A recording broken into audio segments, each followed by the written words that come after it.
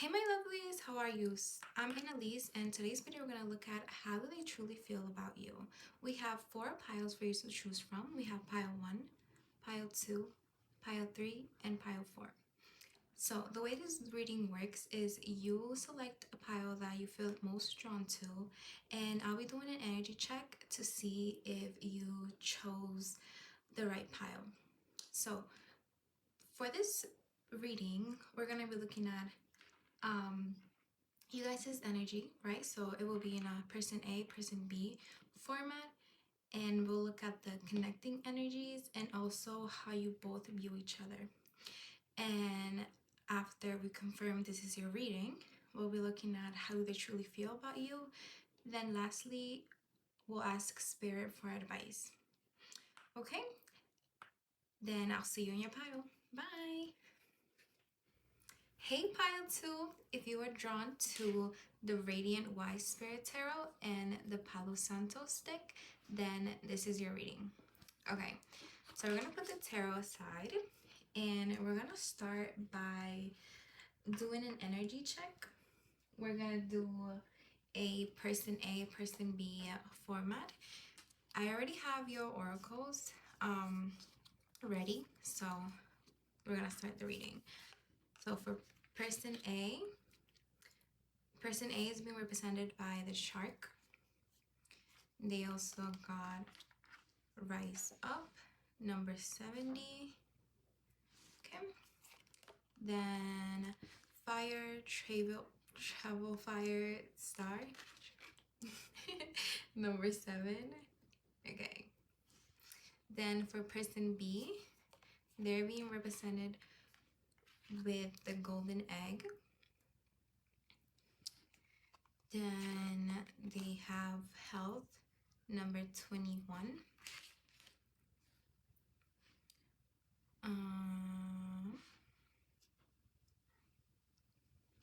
And then they had 3 of these cards come out. So the first one was power, number 82. Then the second one was fire, candle star, number 19. And then lastly for them, we have water, waterfall, sun. Okay, so for the connecting energies, your connection is being represented by the lamp. And release, number 61. And lastly, for how you guys view each other, the golden egg views the shark as the destroyer, and the shark views the golden egg as the lover.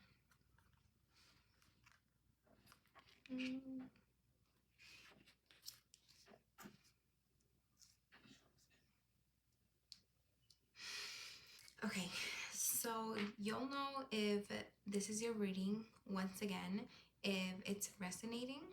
Of course, not every situation is going to be the same, but you can apply it for your situation and just leave what doesn't resonate and take what does.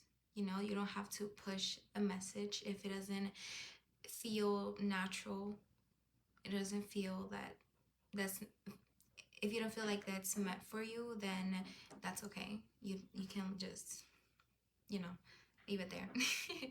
Since this is a general reading, not everything is going to be, you know, so specific to one energy, because it's just a collective energy.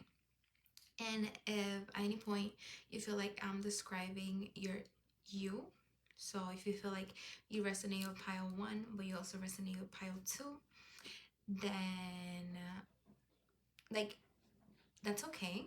That just means it's a sign of mirroring. And yeah, let's get into the reading. So with your connection being represented by a release, I do think these two people are not in contact. Okay, so if you are in contact with your person, it doesn't have to be a romantic relationship, but if you are in a relationship and you're asking about like that person, then this is not your reading. You can, like I said, go back to the intro and check another one. All right, so okay, we're gonna start with person B. I'm gonna start describing person B, and then we're gonna move on to person A.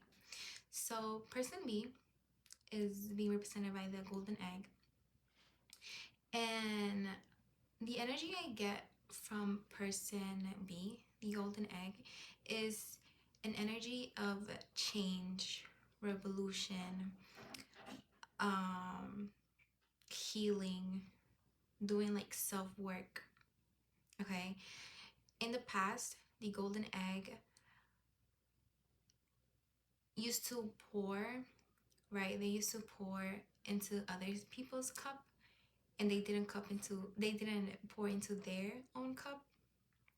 So they're learning to put themselves first, recognize that they are their priority,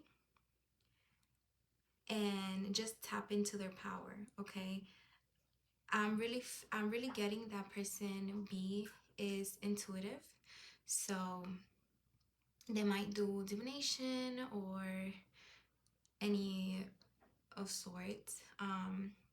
I do think they have their third eye very opened.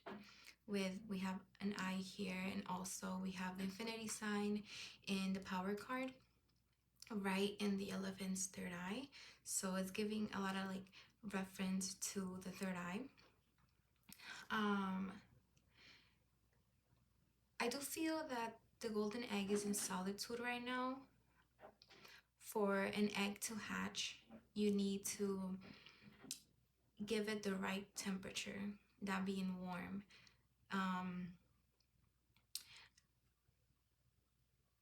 The right conditions, right? So they're really mainly just focusing on what they need, their needs and their necessities, because I feel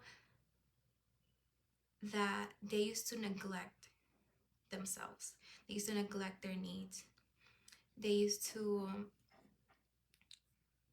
I guess, kind of like ignore, or they weren't like aware that they actually had needs that they had to fulfill themselves. I'm getting that they realized just how much they were neglecting themselves, right? They were neglecting themselves, but they were paying so much attention and pouring so much into other people that their own cup was empty. It was dry. So when they realized this, they were like, hold on, something needs to change here, okay? I don't deserve this.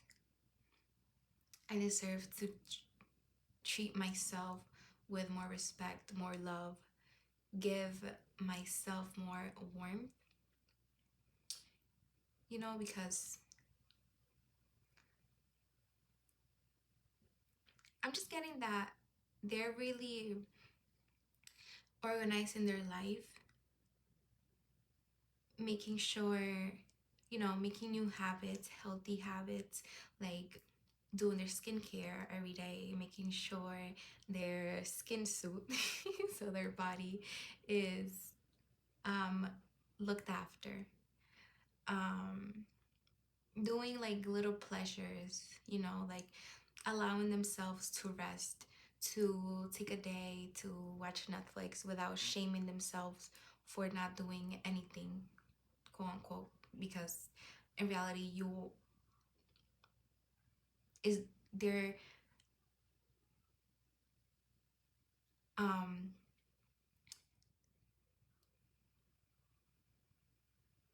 they're resting, and rest is necessary.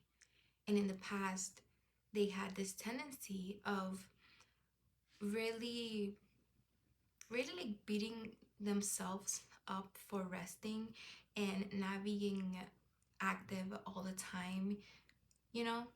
And they realized that that's wrong, and they should like allow themselves, cut themselves some slack.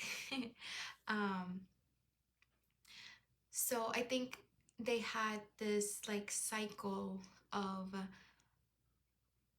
oh, I want to do something so bad, but I'm so tired, so I'm gonna rest.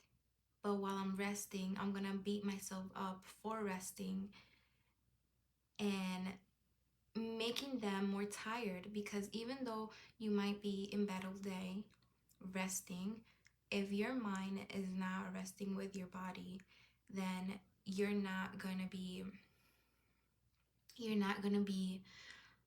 rested. You're not gonna have energy, because you burnt yourself out by giving yourself negative negative talk. Okay, so I do think they're really trying to end toxic cycles that they had, like patterns that they noticed on with themselves that weren't healthy, that weren't helping them grow. You know, here like here we have this woman meditating, looking at the moon, I believe that is. Um, so I do feel that they're going really deep into themselves, really deep into their unconscious mind, just to discover and dig up all the like trauma, I guess, and just to like really take like those patterns, like take them out from the root. Like it's not just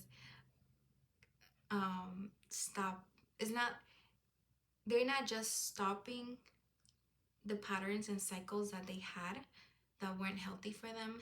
They're looking for the reason why they started doing that to begin with. So maybe they're looking at their past, their family history, and healing those parts of themselves to make sure that, you know, everything is like looked at. I'm really seeing somebody like this is so funny, like opening up a head and like just like, let's say there's a head, you slice it open and you see the brain. I see somebody with a like magnifying glass with some tweezers just like looking around the brain to like find the unconscious part of the brain, and just like digging up all that is unknown to them. So, they can start a new life, a new journey, a new them where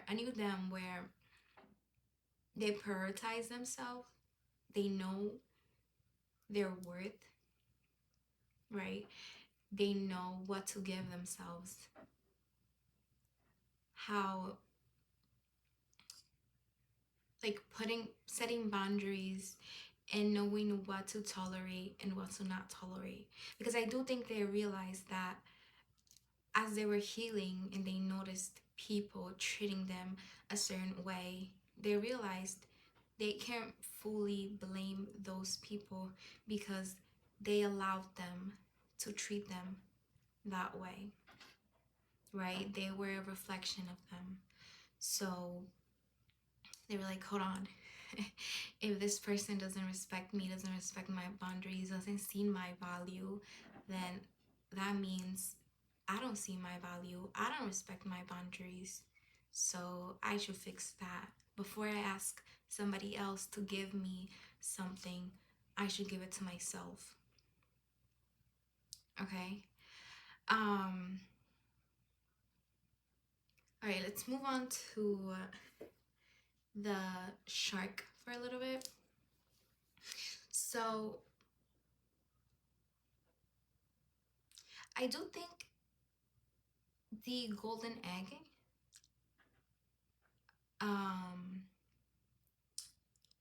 was the person to like sever this connection, to like put an end to it, right? I guess they realized as well that it wasn't serving their highest good. So they ended the connection out of self-love,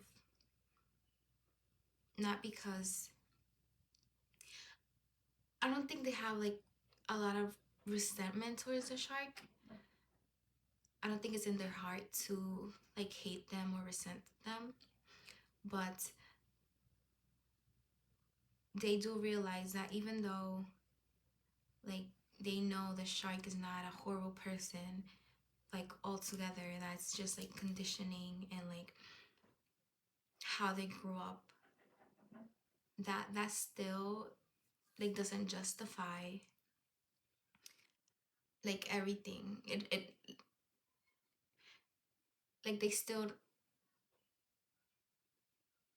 can't accept that type of treatment because they need to put themselves first and love themselves. And I guess the shark wasn't giving them that. Okay. So for the shark, I do think the shark is watching the golden egg, and they see the golden egg doing so well without them that there's like a tiny bit of like jealousy, because deep down they wanted the golden egg to like suffer, like full suffer, because they thought, oh, I'm so like important, they love me, so they're gonna be really sad, like they're gonna regret their decision to end our connection. But they realize, well, I don't think they realize this, but in reality what turned out to be, don't mind the little food fries. um the shark is the one that's suffering, and the shark kind of like noticed, right, that not everybody is like the golden egg. They didn't realize the golden egg's value. um I feel as though the shark has tried to have other connections with other people, but they realize they're just regular eggs.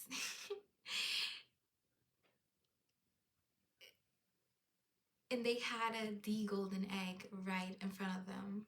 It's a very like shoulda, coulda, woulda type of energy from the shark. The shark, I think the shark is very unhappy with their life. Maybe they don't like their job, they don't like their living situations. I'm getting that too. Their relationship with their family, the people around them, like if they have like a partner, like if they had a new partner, if this was a romantic connection and the shark got a new partner, they realized like, oh shit, like I'm not happy here. They realized the golden egg was the sun to their gloomy days, because all around them, they're really dissatisfied with everything they have around them.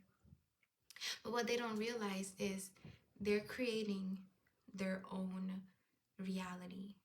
Okay, they did this to themselves, not only because they didn't see the golden egg's value, but for other reasons as well. I do think the shark tends to blame outside influences right, for the things that they do to themselves.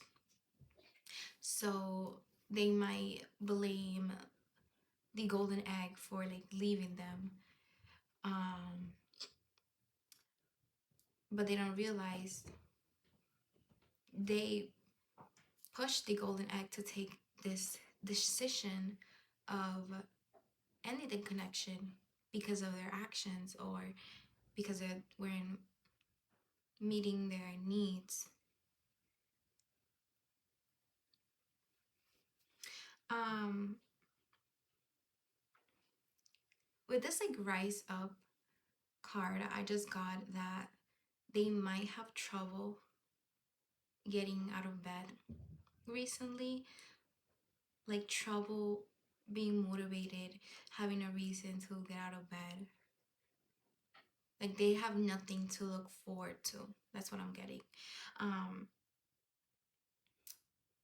they don't like their job, their friends, partner, whatever, their family. They don't like, if they go to school, they don't like their school. They're just very discontent with life right now. But like I said, they don't realize that they did this to themselves. And they also don't realize that they can stop, um, I guess, they can change their life around. They can turn their life around and do things that they do like, they do love, that make them happy, right? So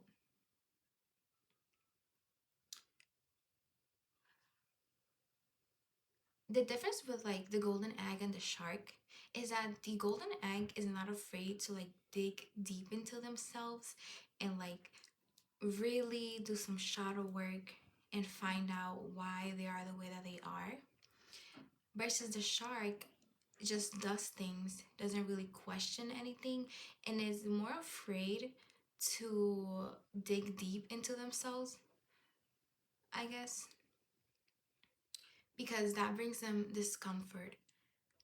Blaming others is easier for them. Saying that the reason why you're unhappy is because the golden egg left you, your partner, you don't love your partner, like your partner doesn't meet your needs. But like deep down, if there was somebody that they don't like, love, or whatever, um, they have the power to end that connection and that relationship, but they don't. They kind of just like flow with whatever life gives them, I guess, and they don't really realize that they have control over what happens to them, that they have control over their destiny, that they can manifest everything and anything they want. So instead, what they do is, let's say life throws a curveball at them, and they'll just stay still, let the ball hit them, and they'll just complain and complain, and that like that negativity and like that, I guess, like ignorance causes like all the other balls to come at the shark. And they keep on, you know, they stay in the same place, they never change, and they always think it's because life is throwing balls at them that they're unhappy. But yeah, life does throw balls at you, at everyone. But you know, you have the power to dodge them and take your own ball and like create your own destiny, your own reality, right? Because everyone's reality, and you create your own reality with your words, your thoughts. And that's what they don't realize. That's what they like don't want to realize, because they feel very comfortable in like where they're at right now, even though they're not happy. Changing and like realizing that they're the problem is more uncomfortable than staying in their comfort zone, which is suffering. Yeah. So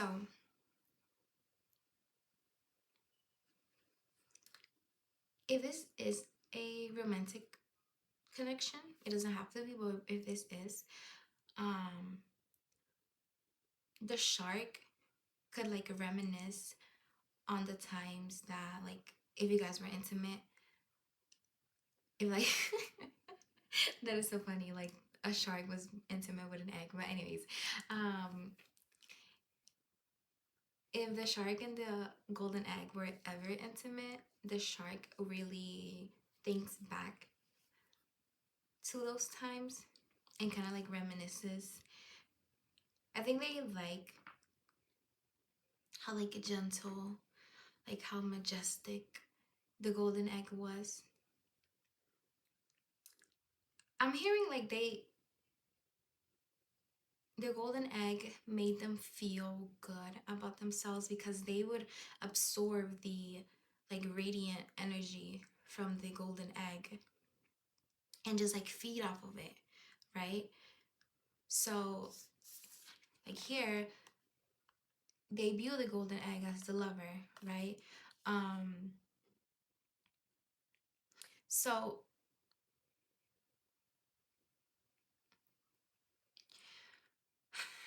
they see the golden egg as somebody very like graceful, somebody who has beauty in every part of their life, every part, like their essence is just magnificent, you know?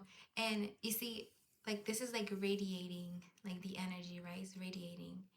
And the shark would like really, really like suck on the energy. I guess there would be kind of a energy vampire to like the golden egg. So I guess the golden egg caught on to that and they were like, hold up, no, I I am giving too much and I am not receiving anything at all. Because I do think that the shark gave very little to the golden egg, but the golden egg like gave like everything to the shark. So I'm a situation that I'm seeing um is the golden egg being there for the shark at all times in any situation, supporting them, giving them advice, making sure they were good. But when it came to the shark making sure the golden egg was good, being a supportive, I guess, friend, partner, whatever this is, whatever label it had, they would kind of be like they didn't know what to do, so they would just like kind of just stand there, and if the golden egg said something, they would just like look at them and like, hey, okay. And like they didn't really know what to say because that the shark is afraid of emotions, right? There, so like emotions kind of make them like ick a little, not ick, but it makes them uncomfortable. Like emotions make them uncomfortable. Other people's emotions and their own emotions, I guess, they're very like disconnected to like emotions. They could be afraid of commitment. Um, like if that's something, like if that was a dynamic that the golden egg wanted a commitment with the shark, but the shark just wanted to like take from the golden egg, never make it official or give to the egg. But like once the egg mentioned any type of commitment, the shark would like run away and like kind of distance themselves and kind of like be uncomfortable at the thought of commitment. So I'm hearing their parents might have divorced. The shark's parents might have divorced. It doesn't have to be. It could be, like I said, take what resonates, leave what doesn't. And that's like with any, YouTube reading that you see. But yeah, so like the shark didn't really get like an emotionally available parent. So that's why emotions make them uncomfortable. So their mother, their father could have been really distant with them. I'm hearing they were really strict, right? So maybe they were more, I guess, worried about how the shark was doing in school rather than like asking them how they were. They didn't really hug the shark a lot. They didn't really show any type of like emotions and like vulnerability. So all the shark's life, they have received coldness, right? Their parents were really cold towards them.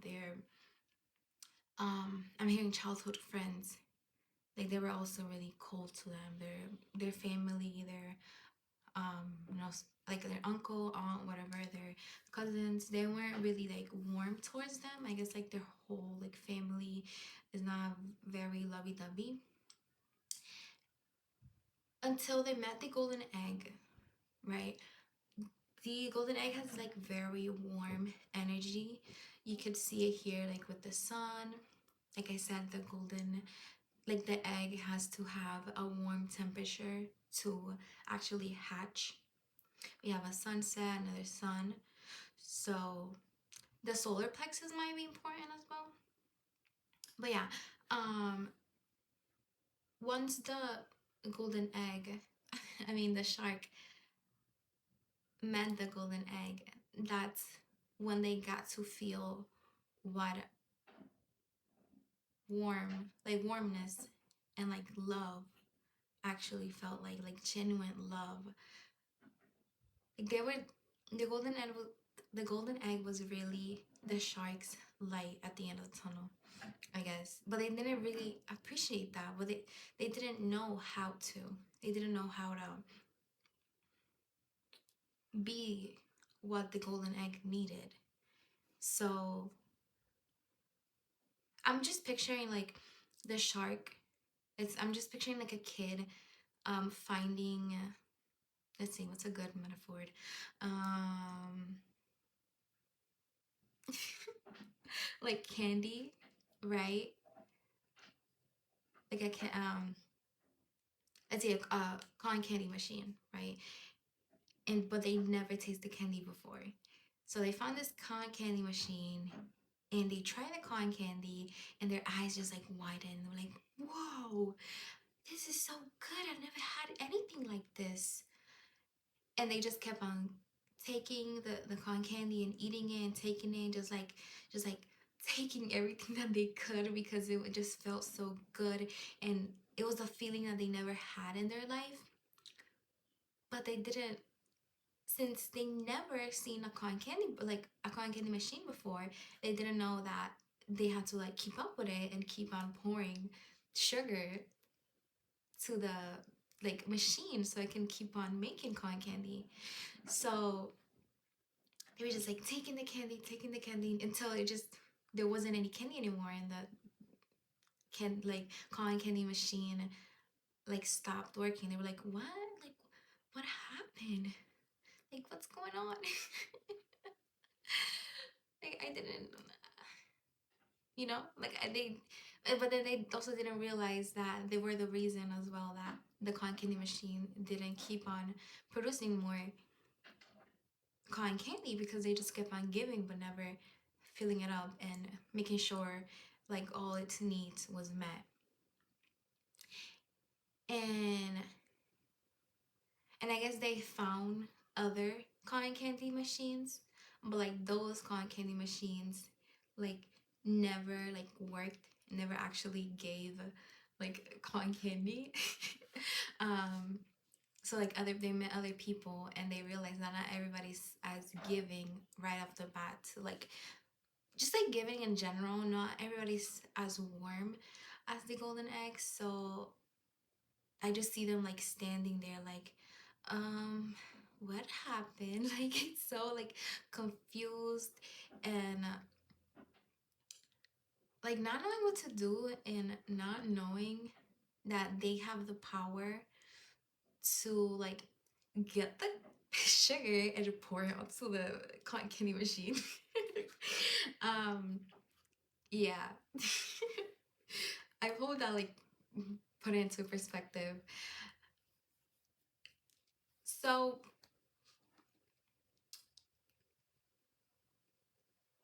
I do feel that the shark wants to come back, but they're really hesitant. I guess like their pride is in the way. They're kind of just thinking, oh, but they were the ones that ended this connection, so they should be the one that contacts me and apologizes to me, right? I'm getting that the shark was expecting the golden egg to come back to them and like come back to them running after they ended the connection and just like apologizing for doing that and saying how much they mean to them, that they love them and they could never live without them. But then as time kept on passing, they realized the golden egg wasn't coming back and they were living their best life without the shark. And the shark was just like, I guess they were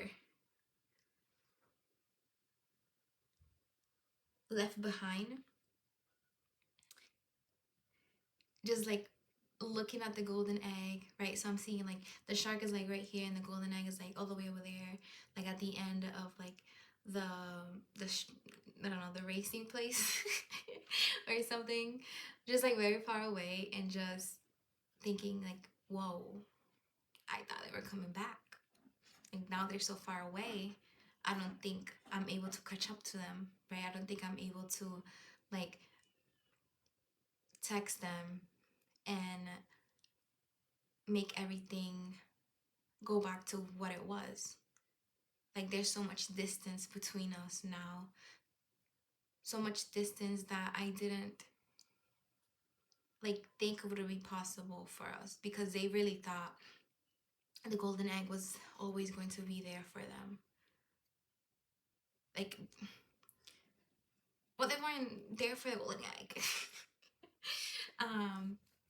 But yeah, so I really thought the golden egg was always gonna accept nothing because they weren't giving the golden egg anything, and it was just gonna be an endless like, you give, I take, but I don't give and you don't take anything type of thing. Okay. In terms of signs, water signs could be significant. So Cancer, Pisces, Scorpio. Earth signs. So that's Taurus, Capricorn, Virgo, and as well as fire signs. So Sagittarius, Aries, and Leo. And I am getting a like water Venus, so one of these two people could have like mostly the golden egg, but you know, it could be for any of them.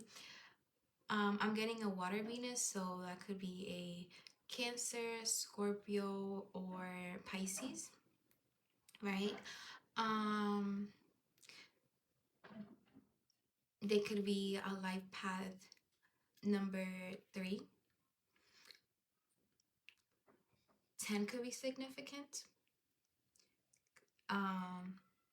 So like the 10 is like the number of completion, right? So we have a lot of 10s here.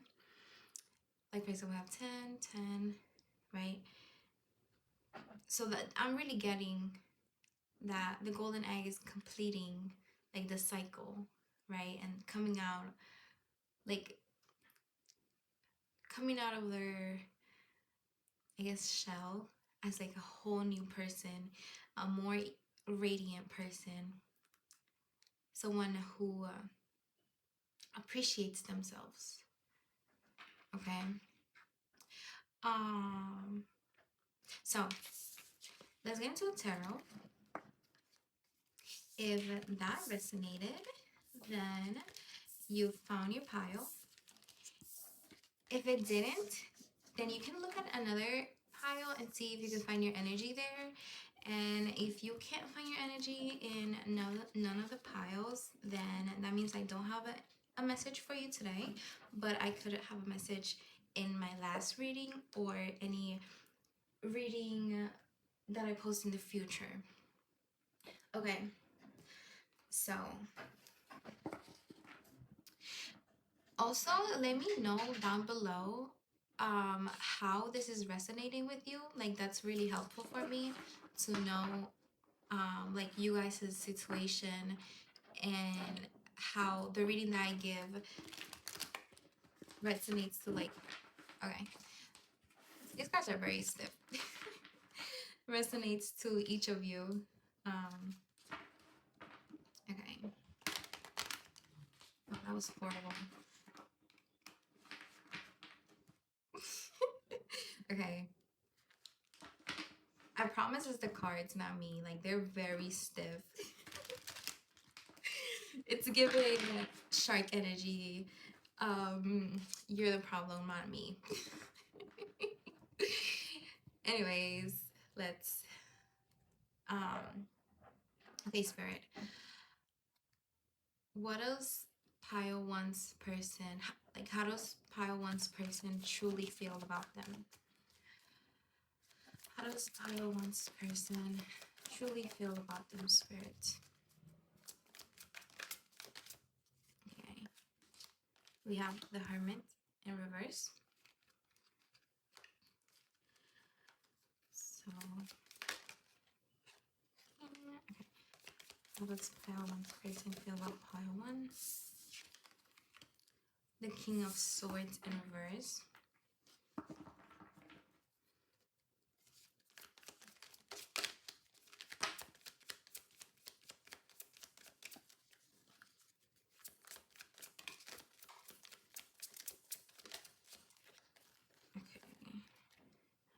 The Sun,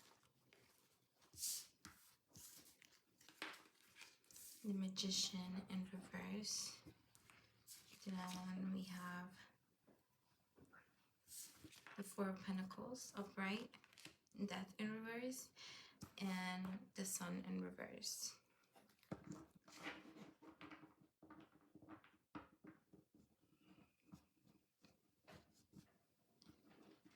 Okay, and then we have the Six of Wands in the back of the deck. Okay, with the King of Swords in reverse, I don't think your person will, like, tell you how they feel about you. So if your person is the shark, they won't tell you how much they, like, you meant to them. And if,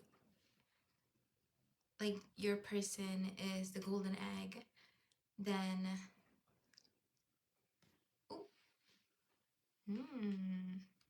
let's see.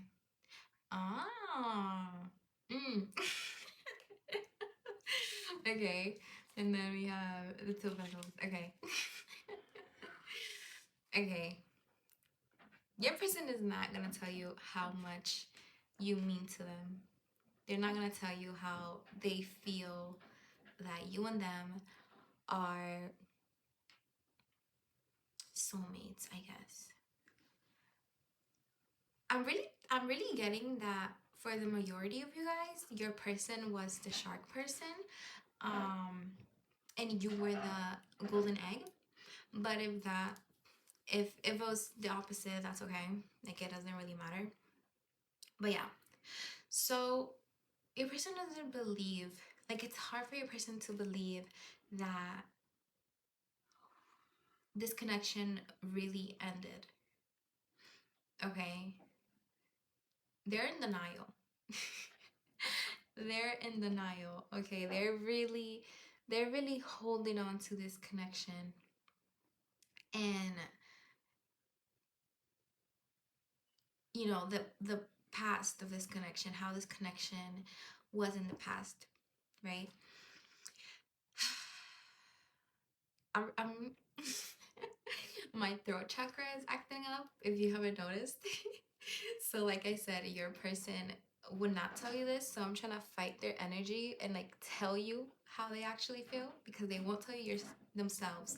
So bear with me. So yeah, your person won't tell you how lonely they are without you, how lost they feel, right? You were the sun to them, the light at the end of the tunnel. You made their life feel like magic.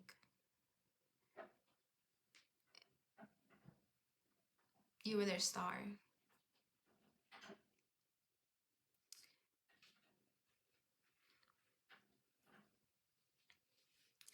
I feel like crying right now. Your person is really gonna be crying, but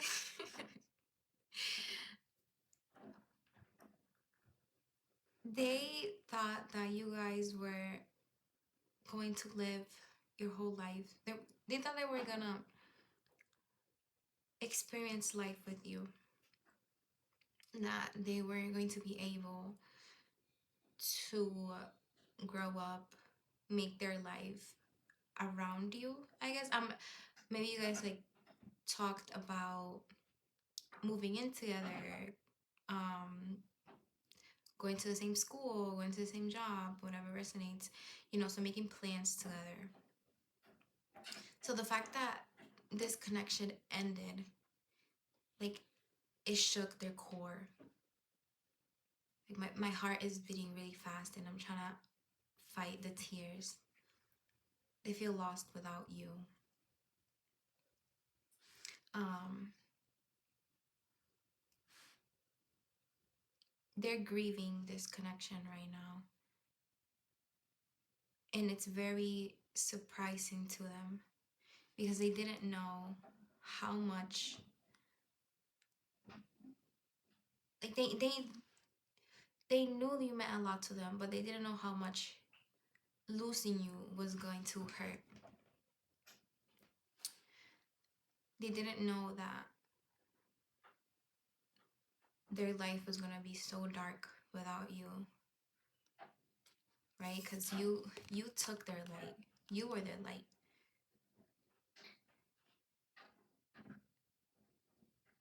And they feel powerless.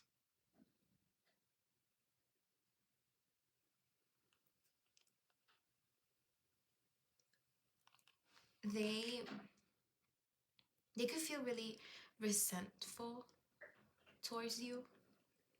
I guess they could have I forgot the word I was gonna use. Like two feelings, right? Two emotions. They could feel two different ways about you. Like one day they'll feel very resentful, very,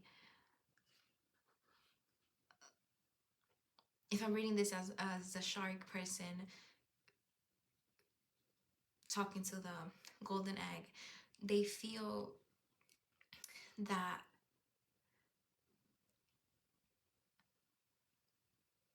like you were at fault for ending this connection. I think I was saying relationship before. I don't remember because I was so deep into channeling. So you guys could have been in a relationship, but I'm getting that not for everybody. I do get that for some of you guys, it's a like friends with benefits type of ordeal. Or even like for a really few of you, it could be just friends, like no benefits.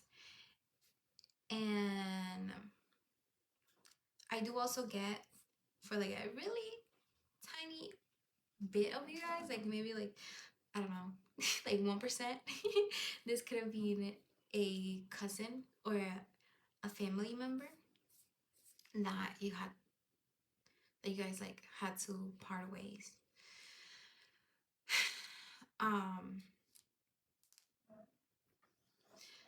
So So how they truly feel about you, they love you. You are their favorite person. You're the favorite person, like they love to be around you.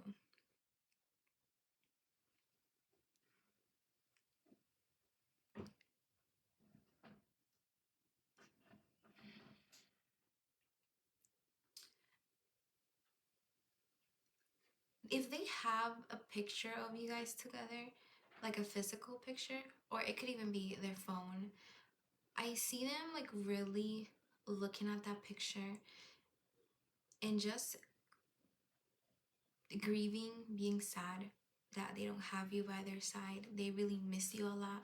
I see them hugging the picture or their phone and really like holding it like in their heart, because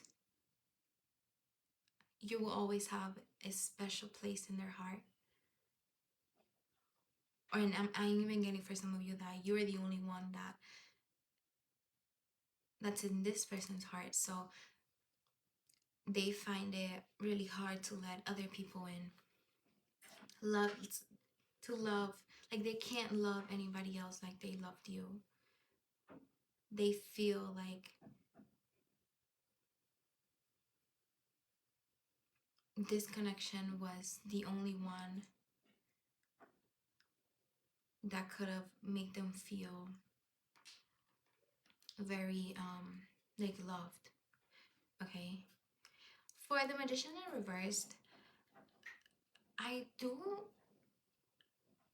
am getting that they try to convince themselves, they try to lie themselves, try to like brush it off like it's not a big deal. Like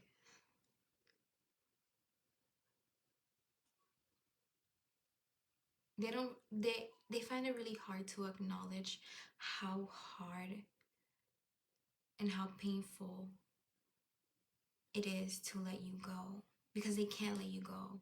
How hard and painful it is to be apart from you, to not be able to hug you, to talk to you, to not be able to feel your energy, right? I'm seeing them maybe looking at your story or a post of you. I see them looking at let's say a story of you smiling and having fun, living your life. Meanwhile, they're like in the other side of the phone, just looking at you with like really like sad energy. I'm like forgetting the words, so like they're really in their heads a lot. They're yeah, like I am very much in my head, so yeah. Anyways, yeah, so they look at you contemplating and just craving and like longing for your energy. Honestly, they make really like a lot of emphasis on the fact that they like your energy and how you make them feel. So I'm gonna call this person out. They don't love you. They think they do, but they don't. Okay, right? Because like I said, they just like how you make them feel. They don't really appreciate you, or like they don't love you as you are, but more so they love how what you give them, I guess. I don't know if I'm making myself clear, but like they love the fact that they can benefit so much from you and your energy, how they can like steal your energy, I guess, and like your happy nature. Yeah. Like this I don't know how I feel. I don't know how I feel about this person, but let's keep it channeling.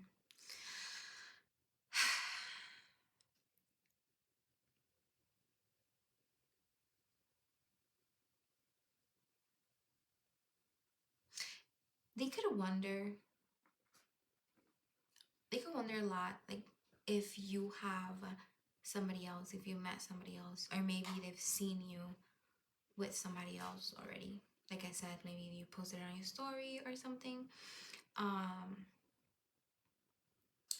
So they're really sad about this, like about losing you, but they also don't feel like they can come into your life because they feel that you've replaced them.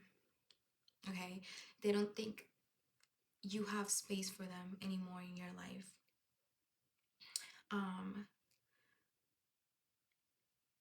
So it's like they're really trying to walk away from their feelings, the feeling of belonging that they have, with their head up, just, oh, that connection ended, so I'm over it, I have nothing to do with it, it's like they're lost, whatever, but they can't, right? So they're trying to be the Six of Wands, right? Be very, oh, okay, YouTube, don't do that to me. So they're trying to be the Six of Wands, right? They're trying to like walk away gracefully with their ego untouched, saying that you didn't hurt them, kind of. Okay, I'm getting that they, like, it hurts their ego a lot, the fact that you were able to hurt them, I guess, and like make them feel this way. So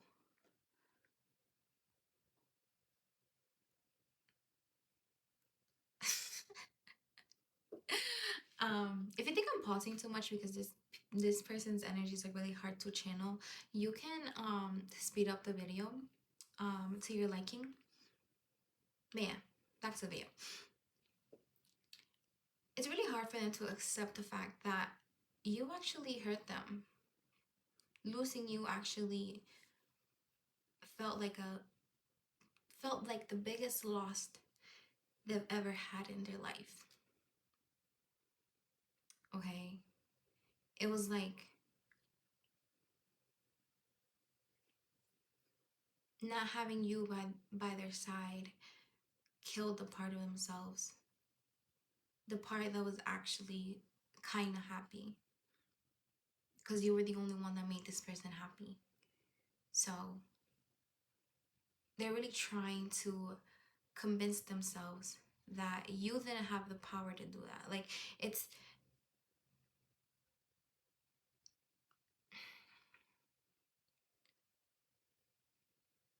hard for them to accept the fact that you had the power to like rip them apart just by leaving. You know, they didn't realize that you hold so much power over them. Okay? So like if you see the Death card is like walking this way, and the Six of Wands like walking that way, so these two people are walking away from each other, but one of them is walking away gracefully with their, I guess, like the golden egg is walking away gracefully, working on themselves and whatnot. Meanwhile, the shark, like I said, if it's not like that, you can switch it up. But yeah, meanwhile, the shark is walking away, dying inside, and trying their hardest not to look away because they don't feel deserving. They don't feel like they could do anything about it. Like I said, this person doesn't think they have the power to change anything in their life. So if something happens to them, they think it's like said and done. Okay.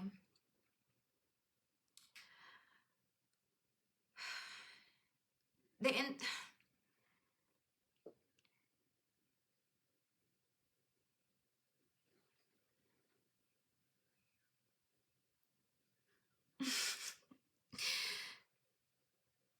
oh my god. Okay.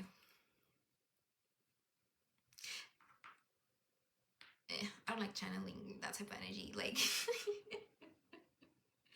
it feels a little like narcissistic, I guess. You know, like oh, mm, I'm not gonna label people. Anyways,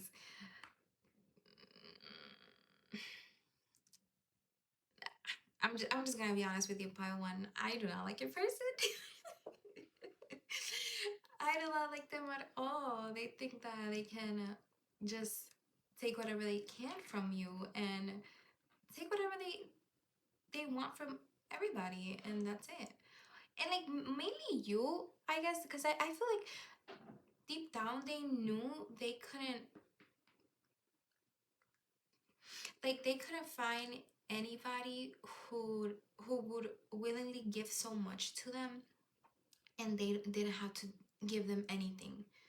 Okay, so they were like so comfortable with not giving you anything. They were sure that you were never gonna leave them, and that, right, like they never had to try hard to keep you with them, keep them by their side. So like I said, you walking away would like shook them to their core. But you know what, Pi One, you do not deserve this type of person. You don't. You do not deserve them.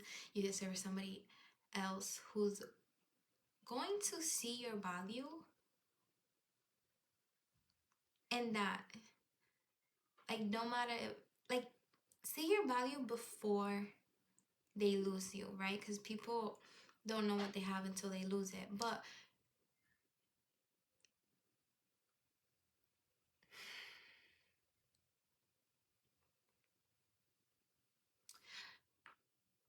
it's just not right. Okay, like you can definitely find somebody. I don't even like. I'm telling you that you can find somebody else, but I don't even think you need anybody else. Like I feel that you're so independent that literally accepting.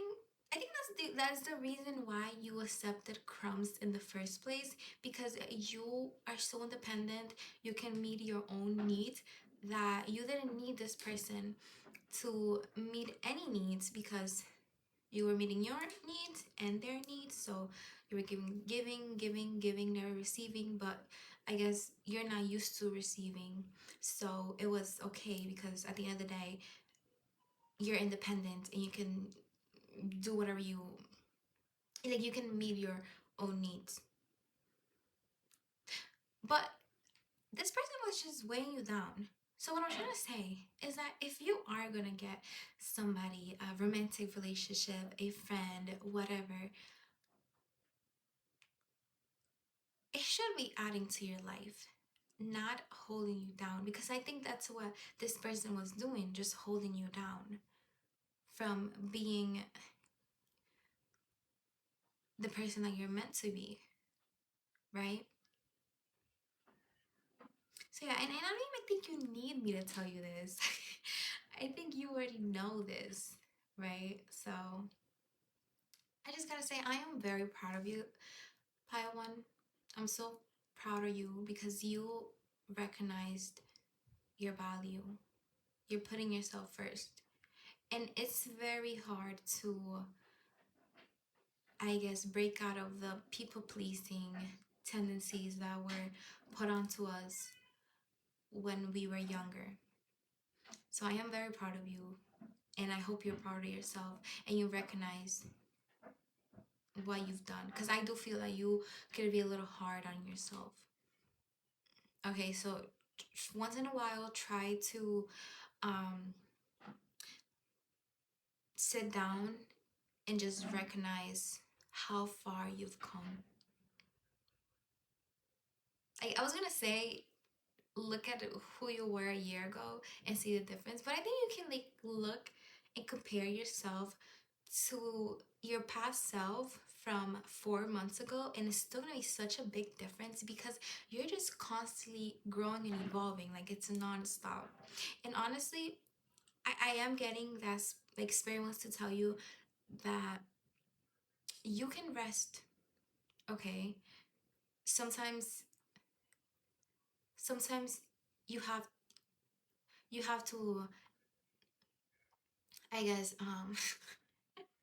sorry, you have to sit down and admire the garden, see all the flowers that have bloomed instead of constantly watering the garden. It's okay to just sit with the garden and just appreciate how far they've come. They used to be a tiny, like, let's say you plant a seed, right? You keep on watering it. A flower blooms, right? You need to admire the flower. You can't just keep on, watering them, because doing too much, like watering them too much, could rot them. So you could burn yourself out by constantly trying to find the fault, okay? Because it's okay to just be who you are, okay? Like, you don't have to constantly try to heal, okay? Like, I don't believe that we ever truly heal. So it's okay to rest. It's okay to be who you are in this moment without trying to fix something from yourself, because you're not broken. You're just you. Yes, you can improve some things, right? But there's some other beautiful qualities that you have that you can enjoy. And you will only be the you that you are right now in this moment. Like, you will not be the same person that you are right now in the future. So try to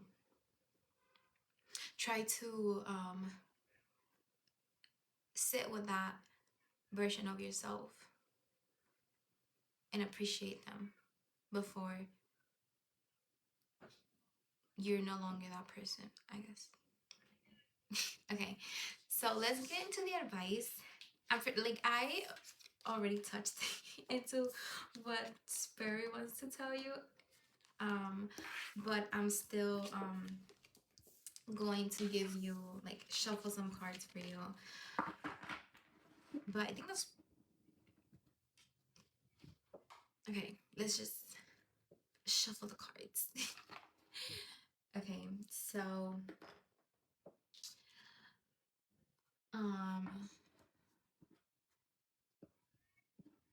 I honestly understand you, Pile One.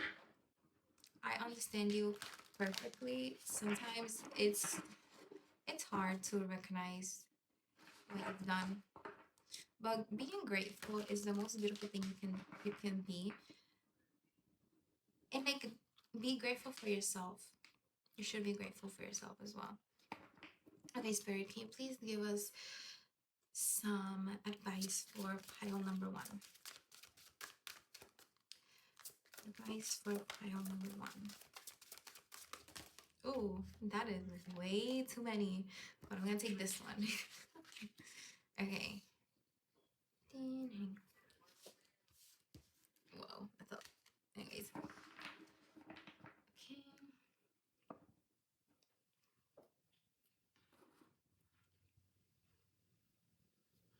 Alright, so with this night vision, I do get that you guys, like I said, you're just focused on, like, doing shadow work or, like, improving yourself, that you don't realize the other things, right? You don't get to sit down and appreciate the flowers. sit down and appreciate the work that you've done. Okay, let's see. Spirit, please give me some advice for plan number 1. Okay, guys, I am so sorry about the fruit flies. But it's okay. They're little friends. They just wanted to be included. Just imagine being a little fruit fly and you don't even know that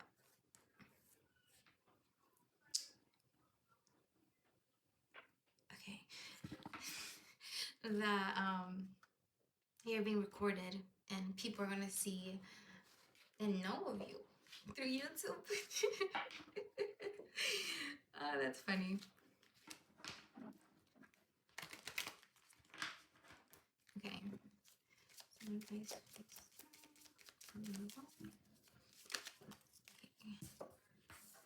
So we have, it's time to take action, new moon in Aries.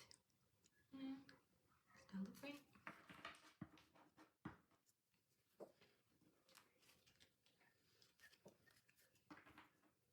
So I'm getting with the it's time to take action. So maybe there's a project or something that you want to like do and partake, but you don't feel that you're ready. So you're constantly trying to, like I said, heal and kind of improve yourself. But Spirit is telling me that you're ready. Like you have done the work to be in alignment with this thing that you want. Okay? And even though you don't feel ready, it is meant for you.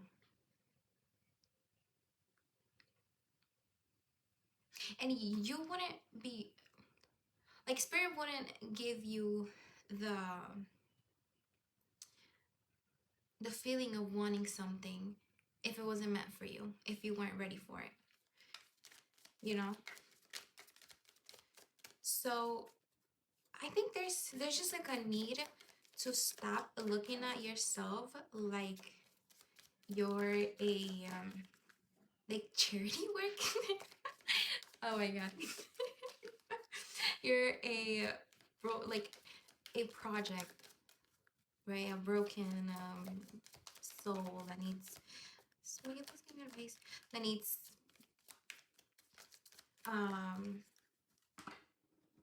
fixing, right? Okay, hold on. So please give me advice for pile number 1.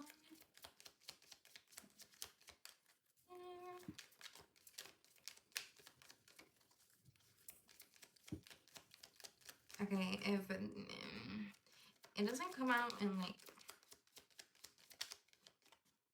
okay, if it doesn't come out like, oh, okay, there you go. Awakening, energetic upgrades, a new way of being, integration. Okay.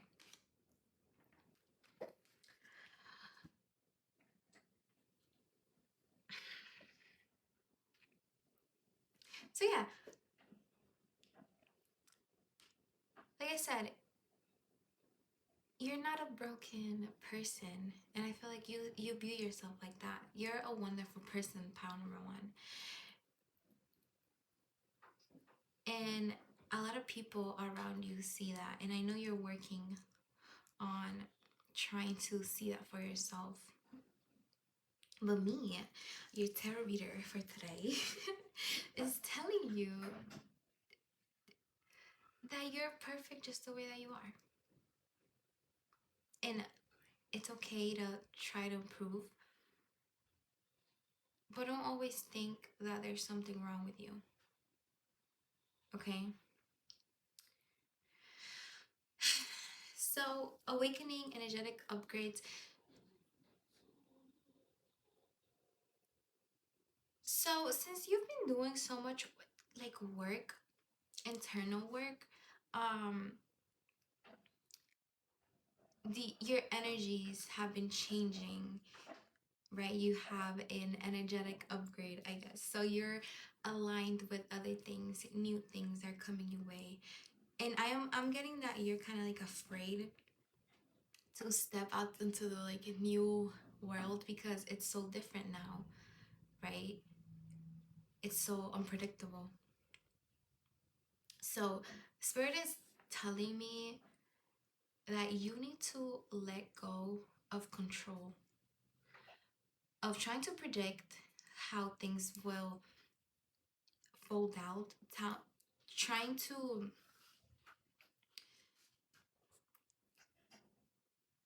like stop trying to control the outcome of things and just accept that things are coming to you.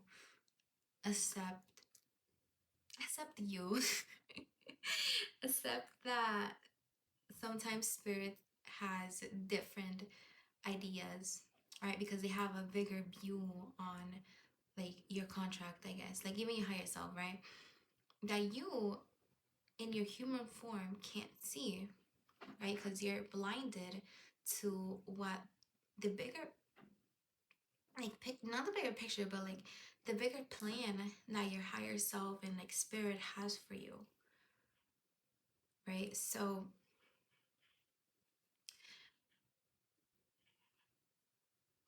I'm gonna hear, see, you're like used to like this pattern, and then something came and like wrecked it, and like nothing is like it used to be, so you're just scared for the unknown. You just want to, you just don't feel secure enough, I guess, and comfortable enough to like take another step in any direction because you don't know what's gonna happen. It's like, oh my god, what now? But everything is aligning, okay? And it's all coming together. It's all coming together for you.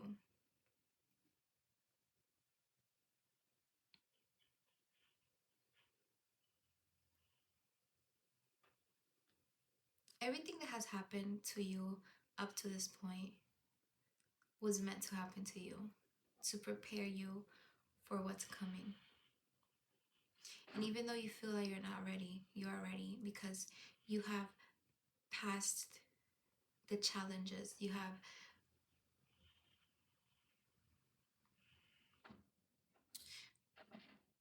have learned your lessons, right? So even though the advice that I can give you is that even though you feel as though you you don't know what's gonna happen, just be just think about like all the things that has happened and how you've overcome every challenge that has been thrown at your way, and know that with all that experience you'll be able to overcome all the other challenges that life is going to throw at you. Okay, so I don't know if you guys can tell, like there's like a split in like energies here. So it's like more like darker colors, and this is more like pinkish colors and purple and stuff. So I think you are split, right, into two people. One that like doesn't feel ready, doesn't want to take action, that feels stuck, that feels paralyzed, stagnant, and the other one that is ready to ascend, ready to like experience life, right? So these two energies will come together, right? Because we have this thing that's gonna come together into one thing. So it's gonna be like your new self. Like once these two energies come together, you'll realize, oh, I got this. I got this in the bag. um, but yeah, so that's all I have for you guys for pile two. Rewind. That's all I have for you, pile two. If you like the reading, make sure you give it a thumbs up so that way you can help other people um, find this reading, as well as comment down below how this resonated and like your situation. That's like really helpful as well. am offering personal readings, so I will have the information for that down in the description below. So if you feel called to have a personal reading with me, then you'll have the information down there. So if you're not subscribed already, make sure you subscribe. And also, if you feel called to, you're no way obligated to at all. You can also leave me a tip. I also have my information down below. And yeah, I think that's about it. Thank you so much for coming and watching my video. It was an honor to read your cards.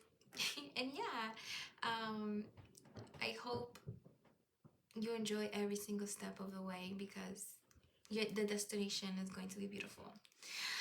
Pile number one. See you next time. Hello, pile number 3. If you were drawn to the Dragon's Blood Incense and the True Heart Intuitive Tarot, then this is your reading.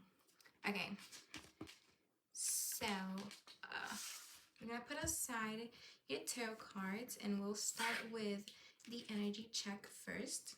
That way you can see if this is your reading or not.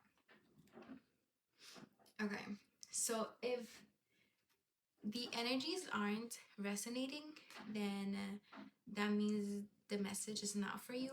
Don't try to like force a message. If it doesn't feel natural and it doesn't apply to your situation, then you can try another pile and try to find an energy that resonates for you. But if you can't find any messages in any of the piles, then that means I don't have a message for you. So I already have the cards, like the oracle cards, out for the energy check. So for person A, they're being represented by the fire ant. They also got portal number 23. And they had 2 of these cards. So the first one was Sky, Storm, Moon. Okay. And then the second one was Water, Ocean, Star. And so number 53, number 23. Okay, so per person V, they're being represented by the Otter. They had Let Go, number 28.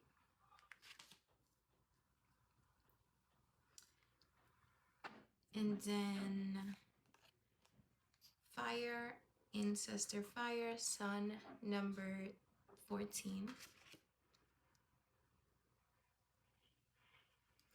And then for the connecting energies, this connection is being represented by the Horse.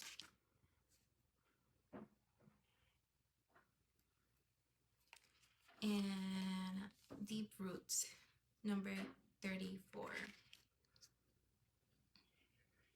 Okay, and for, sorry about the noise, that's my turtle, but don't mind them. For how the Otter views the fire ant, we have the Queen. I'll put it right here.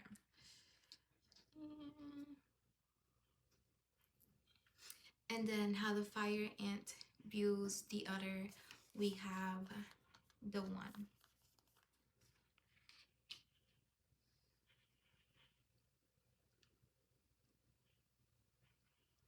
Okay, so to start off, I'm getting that this connection could be of a parent and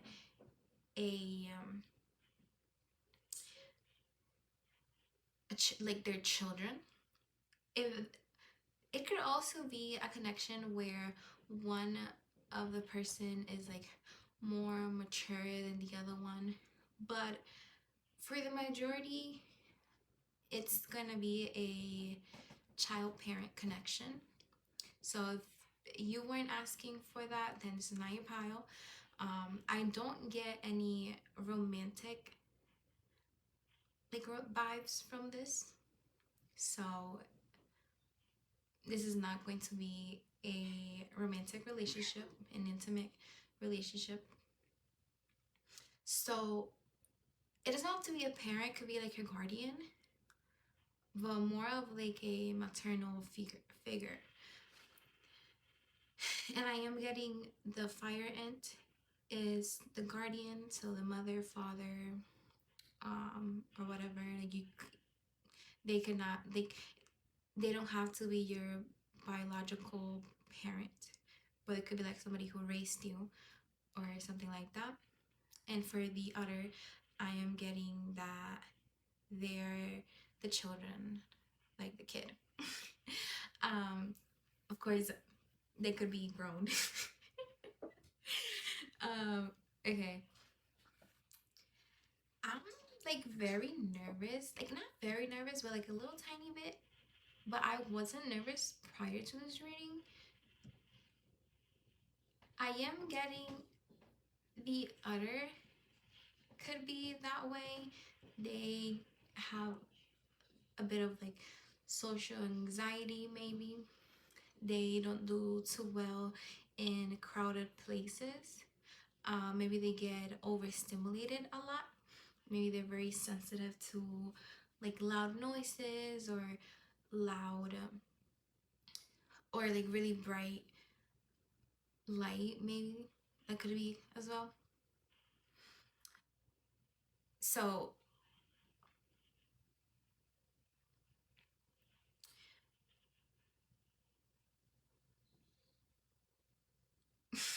okay, the other, I am interpreting them as being the kid. So the kid could be you, so the kid of the fire ant, or it could be your kid I'm talking about. Either or, it doesn't really matter. But for them, I'm really getting that they have been hurt in the past by the fire ant multiple times, and they're trying, like they love them deeply, but they're trying to distance themselves from the fire ant. If you see, they're looking this way, giving their back to person A. And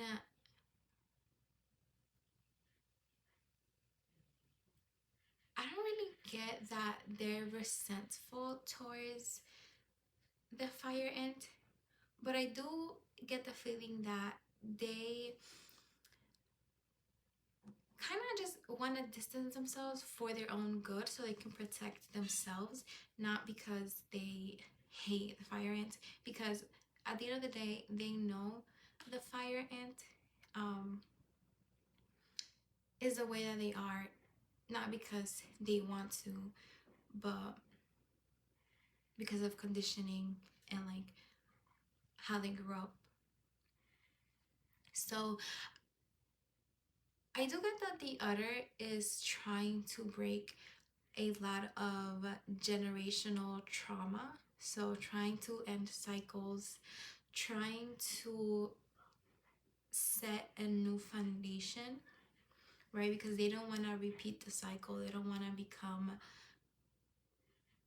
I'm getting very like mother vibes from the ant, but they don't have to be, again, they don't have to be a mother or a female. They could identify as whatever, but I am getting that like motherly energy. So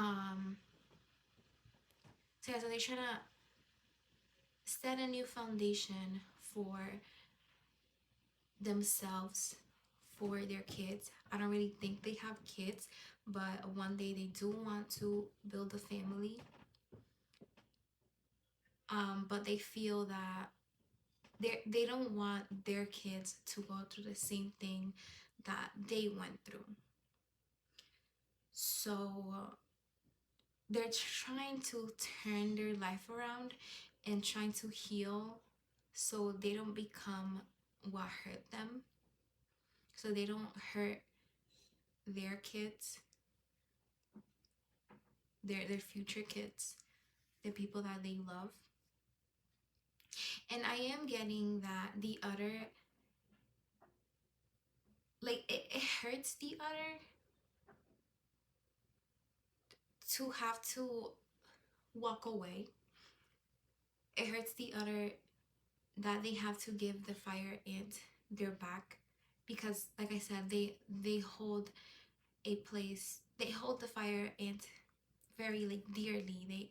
They love them, but they know that even though they love them, they have to prioritize themselves and yet their unborn kids. And like some of you guys could, like the other could have kids, you know, but it could be different. I am like with general readings, there's always gonna be an energy that's the strongest, so that's the one I'm gonna pick up more. But you can interpret what I say and apply it to your situation. It doesn't have to be like exactly like I say. But yeah, so like take what resonates, leave what doesn't, and that's with every general reading you see out there on YouTube or TikTok or social media. But yeah, so they're really trying to heal and heal their inner child, right? Trying to give love to themselves. Because I do feel that, oh, I feel so bad for the other, but I do feel that the other had to like raise themselves a little bit. Like not, well, not raise, because I do think the fire ant was like there to give the other like basic necessities, like a home, a bed to sleep in, food, etc. But I guess the fire ant didn't really give the other the like warm, loving, the connection that children have with their parents, right? So they kind of had to give themselves, like, well, their adult self has to give their inner child that love that their inner child didn't receive, right? So I'm seeing this as the tiger is the other's inner child, hurt, feeling lonely, wanting to lash out at everybody around them. And then this is the other adult self trying to kind of care for their inner child and give them that love, tell them that everything is okay, that they're safe, that they don't have to fight anymore, that they can come out of survival mode. Because I do think that for the majority of the other's life, they had to be in survival mode, right? So they're trying to break out of that and just like they know there's better things out there, so they're trying their hardest to not break apart, right, and get to the place that they want to be in life. But it's really hard because there's sadness. I do feel that they do feel guilty for leaving the ant behind, so that's kind of weighing them down. But they're still, even though they have so much weighing them down, they're still slowly but surely walking towards that goal of getting, being in a place where they feel safe, where they don't feel like they have to have their guard up, you know. And they're not, like I said, like even though they're being weighted down by the guilt, the sadness, they're not looking back. And I gotta say, the other is very strong. Like, if you're the other, you're very strong. And I hope you're giving yourself enough credit, because this takes a lot of willpower. Breaking generational trauma is not easy. Okay, like, it's just deep rooted into you, and you're able to recognize that, and recognize that what's happening around you is not okay. And you recognize that you deserve better, and the people that will come after you, your children, also deserve better. And for that reason, you have to go and leave, like the fire ant, behind, to start this new life where you're safe, where you don't feel like you're fighting for your life every day, or well, not fighting for your life, but like I said, it's gonna vary, but knowing that you don't have to be in survival mode. Wow, that's really deep. But let's dive into the fire ant energy a little more. So for the fire ant, I do get this, like, they're very strict and very, like, hard-headed. Like, they think it's like there's only one way to do stuff, and that's their way, so they're very stubborn, right? I do get that, like, with this water energy and this storm, I do get that their emotions, right? It's like a storm.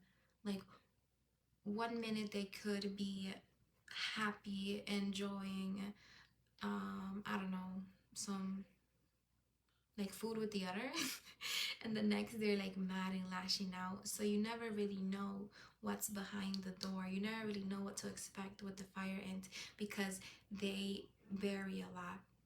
This is very specific. Again, I'm not diagnosing anybody, so take what resonates, leave what doesn't. But the fire ant could suffer from from bipolar disorder. Um, so they could have like depressive episodes where they're really sad. They don't really want to do anything. They're really like in a really depressive rut, and then they switch to like a manic episode where they're really happy. They really love. They really like I don't know, start hugging the other, and like being so like playful and cheerful, and oh, we can do this, we can go to the mall later, get ice cream. If you want to get a puppy, let's get a puppy. If you've ever watched Shameless, um the mom, I forgot her name, but the mom did like suffer from like bipolar disorder. So I am getting like that type of vibes. Like it's really like her character really describes what I'm seeing in like this person, where for a period of time they're very depressive. They don't want to get up. They don't want to, let's say, and the fire ant is the caregiver of the other. They don't want to cook for them. They don't want to do anything. They can't even take care of themselves. So how would they be able to take care of the other? And then they get a manic episode, and they're buying everybody new gifts, new clothes, going to the movie theater, doing all these things, and just like very highs and very lows. Okay, and I am getting that the other could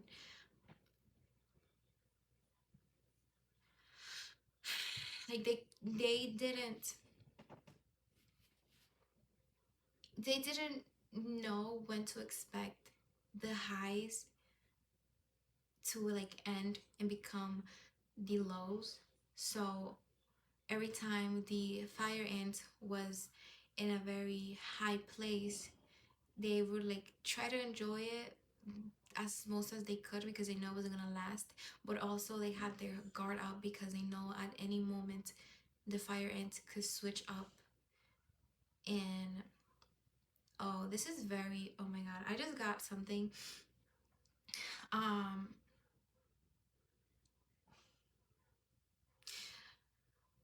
that is very deep and like very hard to channel. But the fire ants, maybe when they did have those lows, they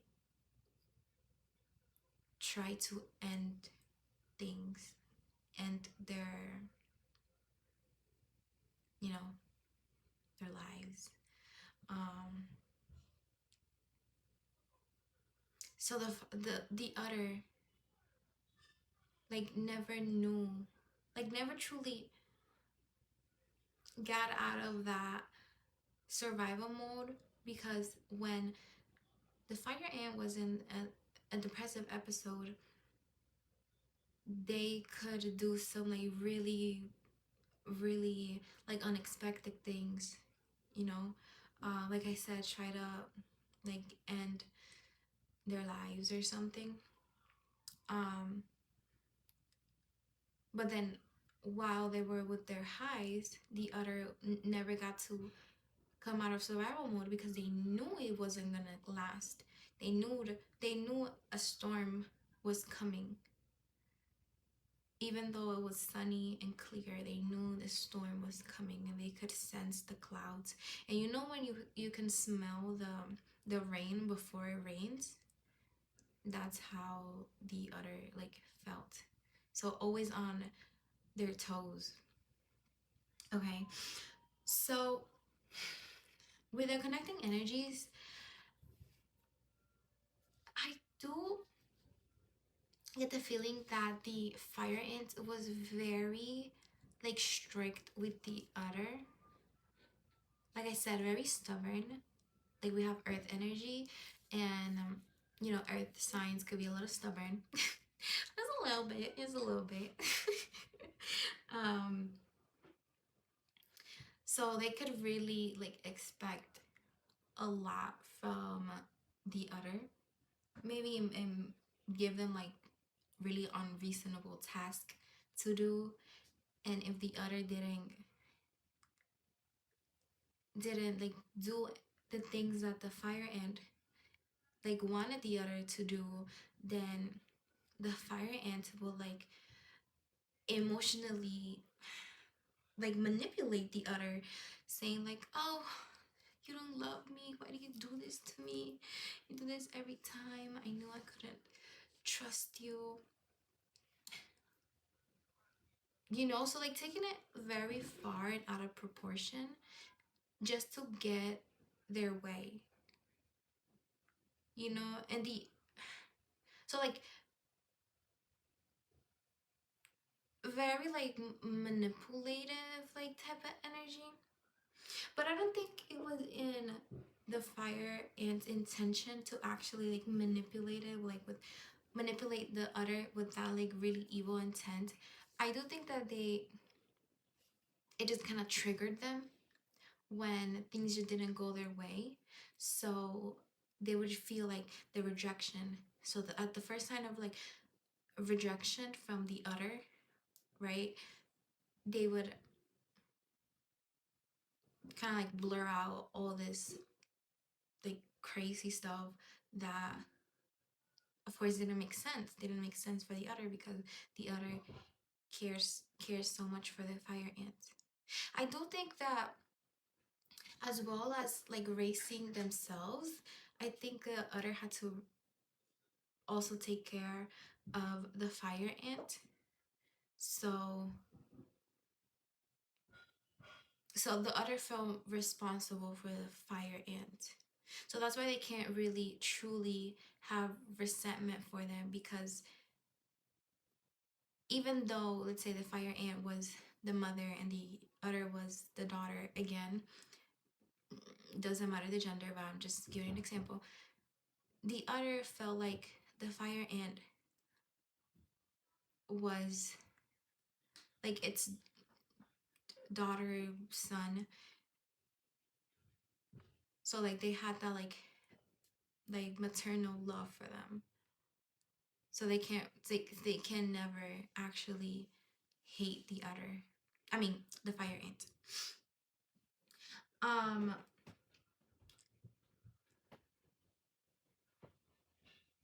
For the way that the fire ant views the other, I do think the fire ant like projects onto the other a lot. So the fire ant could see themselves in the other a lot. So me and the fact that the fire ant doesn't really love themselves. They're really insecure and they don't really love themselves. So they could like project that onto the other and kind of be hateful towards the other because they see them. It's like a way of like self-punishment, right? Because since the fire ant sees themselves in the other, it's like, oh, I don't like you, I hate you. But in reality, they don't like and they hate themselves, not the other. But then they would like snap out of it and then see their reality that the other is just their kid, you know, that has nothing to do with like they're not the same person. So they would feel like so guilty and sad, and they would try to comfort the other and like say sorry and apologize, like, oh, I'm so sorry, I didn't mean that, you know, I didn't mean that, you know, I love you, you're the person I love most in this entire world, you're the only person, like you're the only person I have. So maybe like the fire ant is like was like a single parent, and like the other was like an only child, so it was only like them two. Again, it could be different. She'll take where resonates, Eva doesn't. So it could have been like them two only. So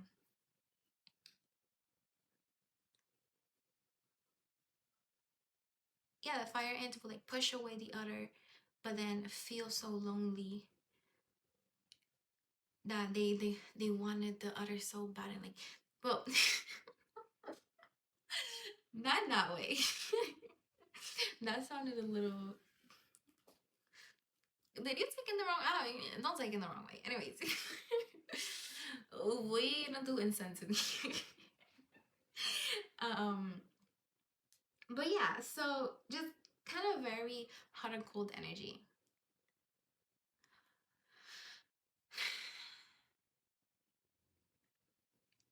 So in terms of zodiac signs, we have fire, of course. Do we have? So fire, air, and earth. I think that's air. I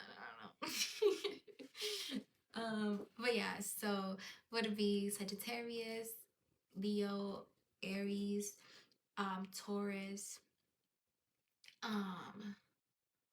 Capricorn, Virgo, and air would be Gemini, Libra, and Aquarius. So I'm getting for the fire ant, they could have like very like, they could have either a like Gemini moon, maybe, or they could have a Gemini in their big three or somewhere around there.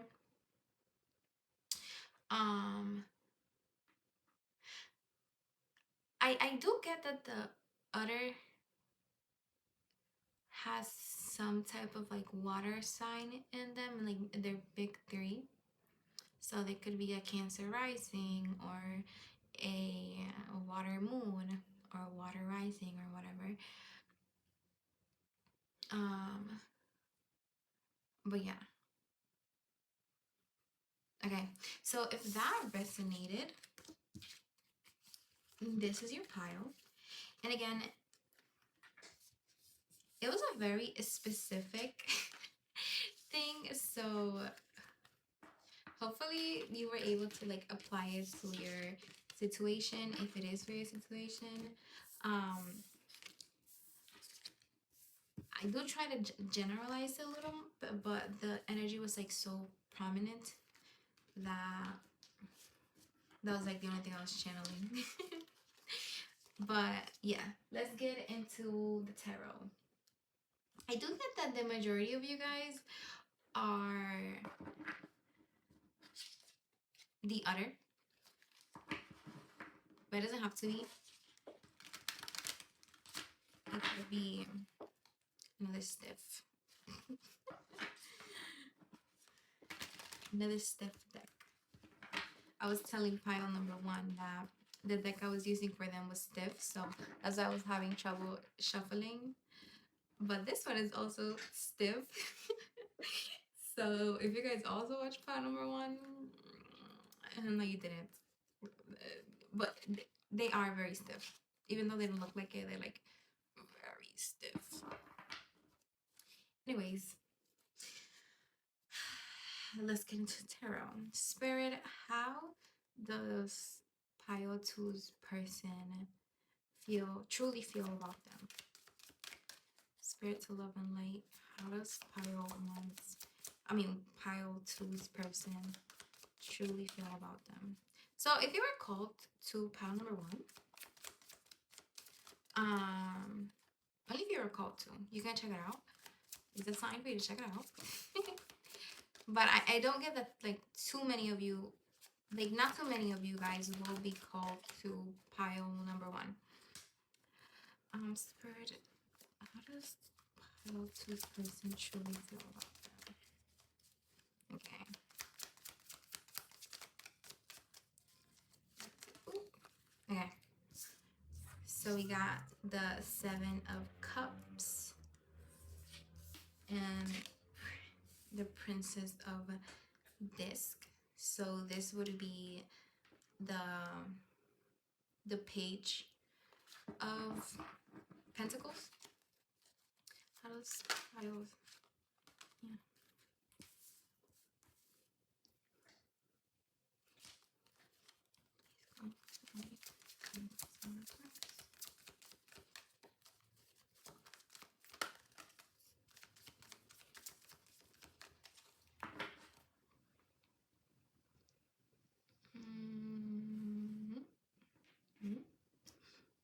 I think I'm taking reverse. Okay. Okay. One more spirit. Okay. And in the back of the deck we have the 2 of Discs. Alright, so if you were called to pile number one, you can check it out. Like they also had the Hermit, and the Hermit in reverse also had the Hermit in reverse and the 4 of Pentacles. But these are 2 very different energies. So again, if you didn't feel called to pile number one, then just like ignore it. But you can check it out anyway and see if there is any, do whatever you want. But okay.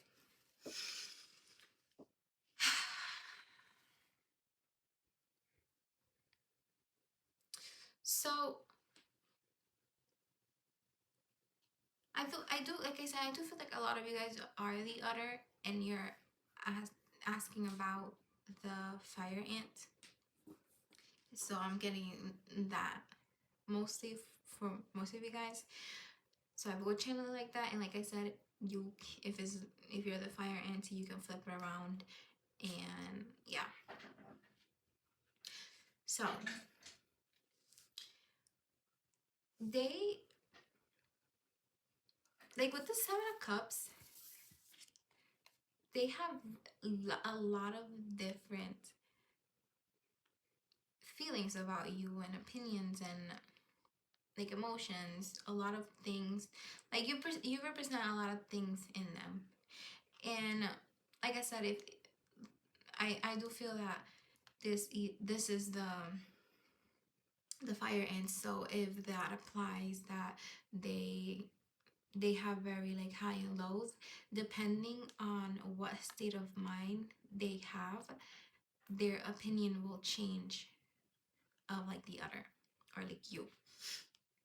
So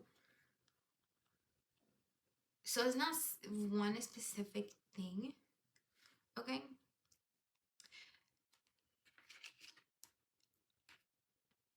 And okay, if you want the reading to go faster, you can speed it up in settings, because this is a lot of like different energies. Like I said, they feel different ways towards you, so I'm trying to like divide each one and kind of explain it. But yeah, so sometimes they could feel straight up resentment towards you, and but that's not how they truly feel. That's just a reflection, right? They're projecting onto you, right? They do kind of feel alone, like you, like, are you leaving them, and do they want to hold on to you as as much as they can, make sure that you don't leave them because they don't want to feel alone. Like being alone with all their thoughts is just like pure torture to them. So wow, okay, that's wow. Wow, they were able to like, okay, so what I'm seeing is that they were able to like take a stick and kind of like punch you and just give you all their BS. I was gonna say like SHIT. But I don't want YouTube to demonetize me. But anyways, um like they used to give you all their poop.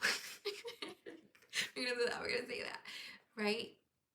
They used to this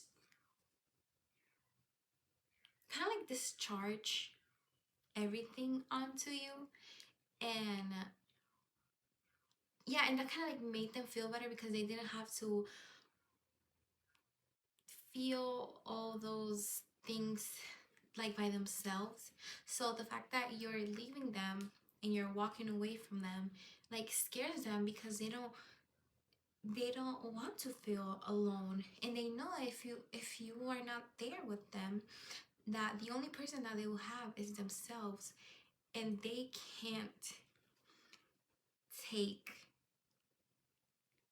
take everything, like they can't okay.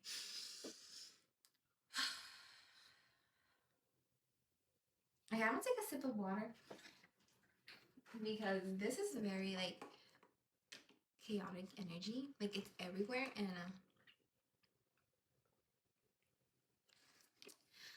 um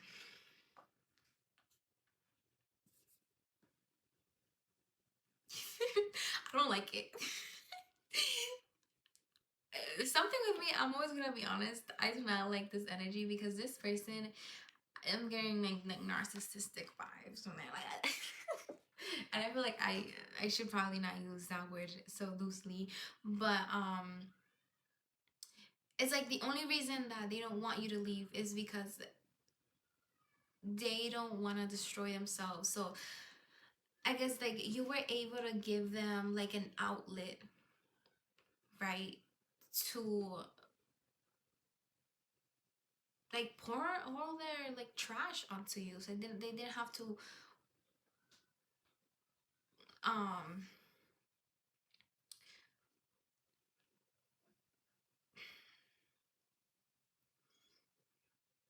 so they didn't have to like bottle it all up, because it just it's too much for them, I guess. And you know what, pattern number two, you're doing, if you're the other, you're doing the right thing. Okay, I know it's hard to deal with a person with mental illness, and I think you have the right view with it of it. Like, you do not resent men. You know it's not their fault, but you know that you can't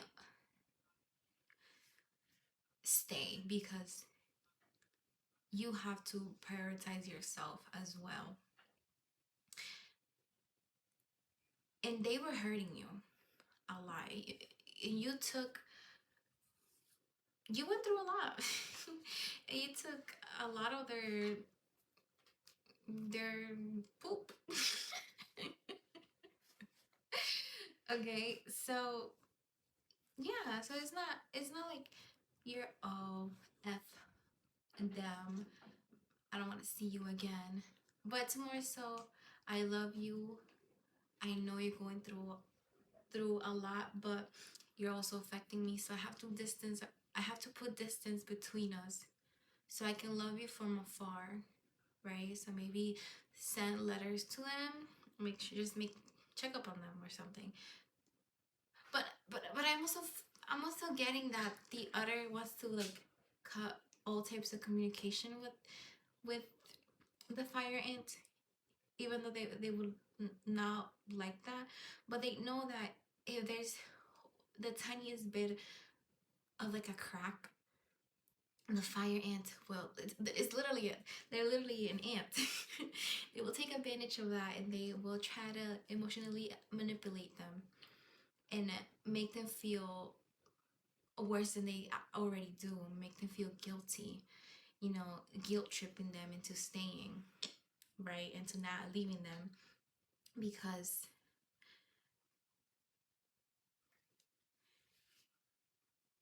and maybe something that they have told the other is, oh, you can't leave me, I'm your family,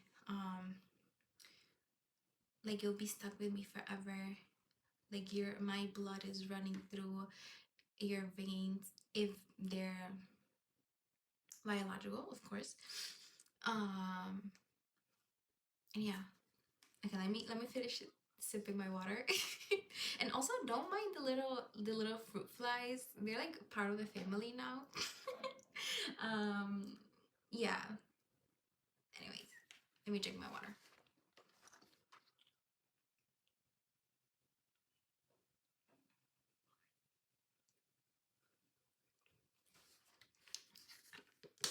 Okay, so I do feel like you tend to be in your head a lot and kind of dissociate a lot just to escape from reality, because sometimes reality is too harsh for you, and being in your head and feels good. It feels good.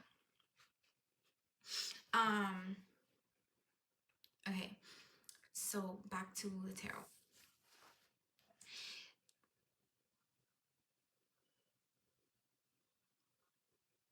They're not I I know you already know this, but I don't think they'll ever change. I don't think they'll change their ways. They might put up like a front and act like they have changed and they're better and that you can come back now, and that they will never do what they did again, that they're a new person. I don't know, maybe they say maybe they don't like going to therapy and now they're telling you that they're gonna start therapy and they're gonna be consistent, take their meds, but only to get you back into imprison you, making sure you don't leave, to make a tighter grip, have a tighter grip on you, to make sure this time you don't leave. I do be careful. I do have the feeling that the fire ant is capable of like kidnapping you. So I guess like you already know like the fire ants, um they're very determined to get what they want. Okay, and when they get manic, they don't really think straight. So they are able to, well, they make really impulsive decisions, and one of them could be trying to get you back and like snatching you up and literally like trapping you somewhere so you don't leave them. Okay, so I guess like if you were planning on not having, or like if you don't have any communication with this person, I do think that's the right thing to do, because yeah, they will take advantage of any opportunity they have to manipulate you and for, sorry, I just burped. So confirmation, so really do be careful. So any opportunity they get to manipulate you and force you into coming back, right? But here we have the two of pentacles, right, in reverse. So even if they tell you they are not balanced. Okay, they do not have their stuff together. Okay.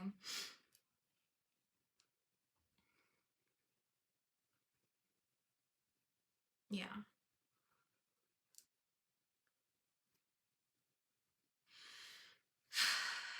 Okay. I think I'm gonna move on to advice.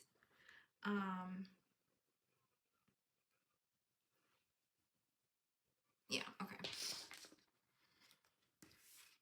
We have the Magician in reverse. Again, this also came out in pile number 1. And in reverse as well. So the Magician in reverse talks about manipulation, you know. So just like I said, more confirmation, and they will do whatever it takes to get you back. They will say whatever and do whatever to be able to get their hands on you again. And like, rawr. And on top of that was the Four of Wands. Just know, pattern number 2, that this is not the ending. You will get your happy ending. You will get your happy family, because I know, I feel it very deeply. I know how much you want that happy family, right? You will get that. Okay, you're gonna be able to break through the cycles. You're gonna be able to give your kids what, like, your uh, caregivers didn't give you. You're gonna give them that love. Okay, that love that you have. And I am very impressed with you. You have gone through so much, and you're still able to radiate light and be loving and warm towards everybody. Just being such, like, you're such a, like, a happy person, but not happy, but like a radiant person. Like, even though sometimes it could be like a front, and you're actually not happy, and just to make other people happy, you pretend to be happy. But still, like, even the fact that you're trying to pretend to be happy to make others happy is like, wow, that's like good. Like, you don't have to pretend, but how do I explain it? Like, you don't have to pretend to be something you're not, but it's still very admirable that you're still trying to give other people the best version of you. Okay, Spirit, can you please give me some advice? And as I say that, my left ear is ringing. So can you please give me some advice for pile number 2? Spirit, please. Okay. Oh my god, that's so cute. Oh my goodness, that's so freaking cute. I'm gonna cry. I am so happy for you. I'm gonna cry for you, pile number two. Like, this is not over. Your happy ending is coming. The love of your life is coming. It doesn't even matter. Like, I don't even. Okay, like, I don't even see those like two lions as like a partner. I see this as like a parent love. So you will have your, not to say that you're not gonna get like a partner, because you're gonna find somebody who's loving, just as just like you. Someone who shines as bright as you, and you guys are gonna be able to build your own family and rewrite history, rewrite, you know, the. Oh, I'm just so happy for you. Oh my god. Okay. Is this, if this resonates, comment down below, please, and like let me know your situation, because that really helps me. But yeah. Ooh, should I? I didn't even get to ask, so no. So Spirit, can you please give me some advice for pile number two? Please. Okay. You see what I'm saying? Like, this is like surrounded by like darkness, right? But you're still able to shine bright. You're still able to give people that unconditional love. You're still able to stand up, chest high, chin up, and rewrite your life. Like, okay, I'm just like so overwhelmed with like happiness and excitement, and I'm like,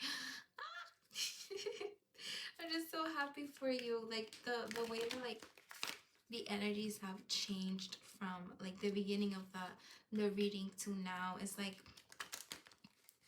and I know you'll feel it too. You'll feel the change, and you'll look back and you'll see that all the things that you went through only made you stronger and made you capable of showing your kids, your loved ones, all the love. So it set foot to the things that you don't want to be, and so you became the opposite. So you know what not to do, because you went through that, and you don't want anybody else to go through the same thing. Okay. So we have nothing is yet set in stone. Okay. And then last one, Spirit. So with nothing is yet set in stone, I do feel like you have tried to do things to like move, like let's say like you were living with the fire ant, and you're trying to like move out, and like you couldn't find it in apartments, and things weren't looking too bright, and things weren't like working out in your favor. So Spirit is telling me that just keep on going, keep on pushing, because the happy ending is just around the corner. And just because the first, like you fail in your first try, or you fall, doesn't mean in your second or your third you won't like achieve what you want. Okay, Spirit, please give me one more for advice. So this is like Spirit motivating you, telling you like other things that are yet to come. Like if you feel like you have experienced the most like horrible things that a person being could experience in your lifetime, then just know you're gonna feel like afterwards you're gonna feel like you are experiencing the most beautiful and the most beautiful thing a human being could experience in this lifetime. So it's gonna be a like 180, super different, like where how you grew up in how you're continuing your life. It's gonna be,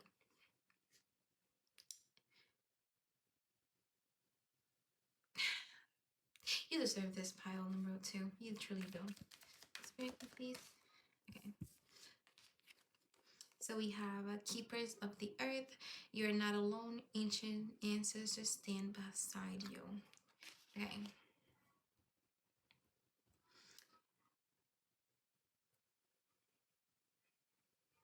Okay. So pile number 2. Just know that throughout all of this, your spirit guides have been by your side, protecting you. And even though you maybe you could be saying, oh, but I went through so much, why they didn't protect me then?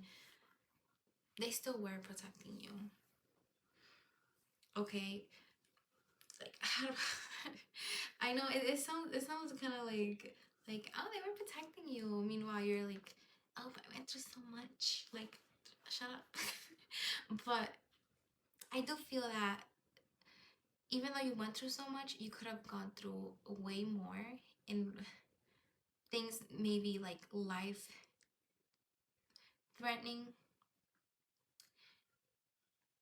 but you came out. I'm not gonna say I'm unscathed, because I know and nobody is gonna come out unscathed out of a situation like that. At least not mentally, anyway. But just give your spirit guides like the permission to interfere in your life and help you and protect you, because they can't do anything to you to help you or anything else if you don't give them the permission to, because they can't interfere with your free will. Okay, and we do have the 2 lions here, and we also have I think it's a cheetah. I'm not sure, it looks like it, but yeah. And oh my god, we also have elephants. And again, an elephant was in pile number 1, so if you felt called to pile number 1, go ahead and watch it.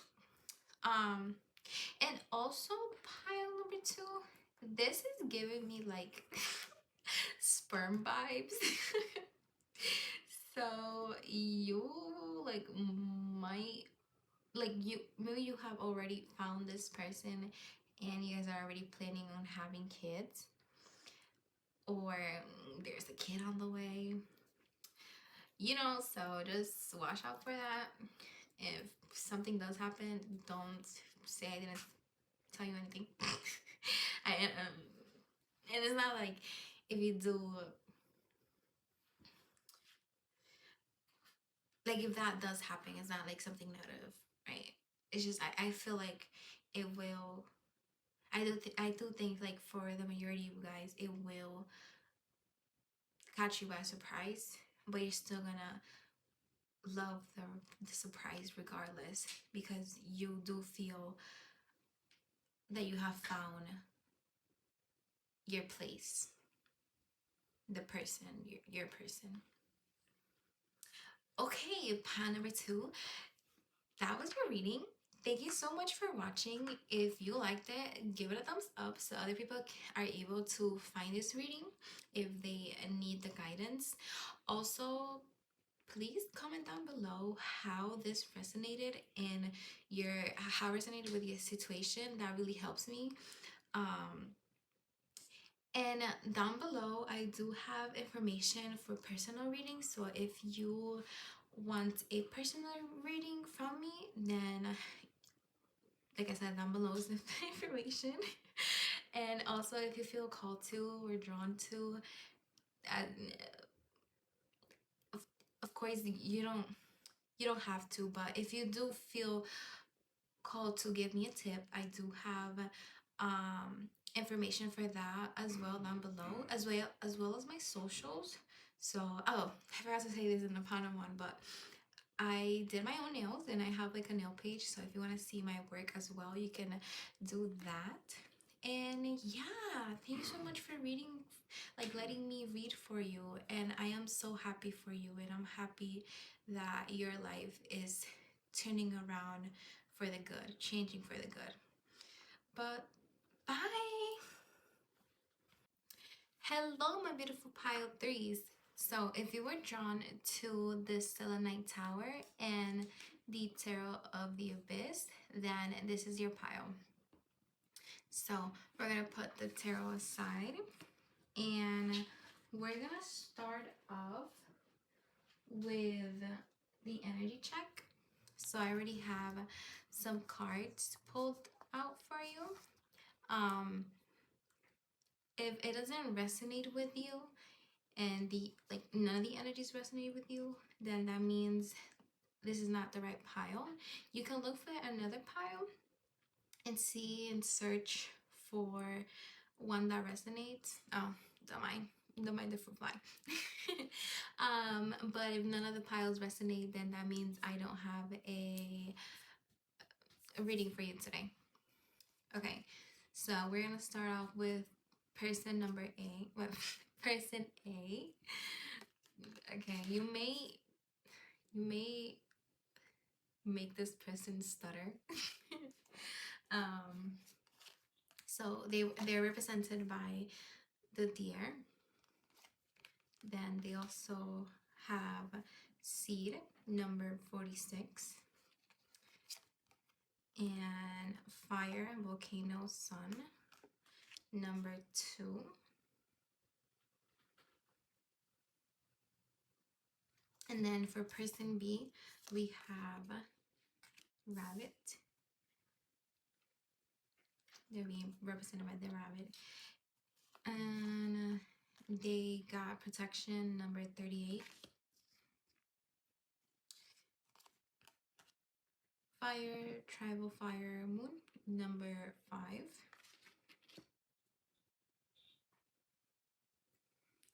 and then for the connecting energies, this connection is being represented by the unicorn.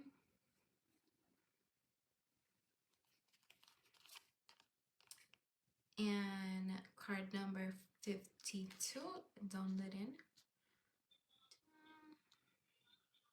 And then for how these two people view each other, so the rabbit views the deer as the judge,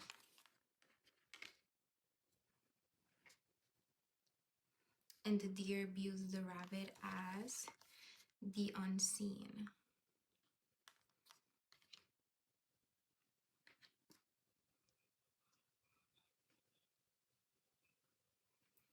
Okay, so you'll know this is your pile if in this connection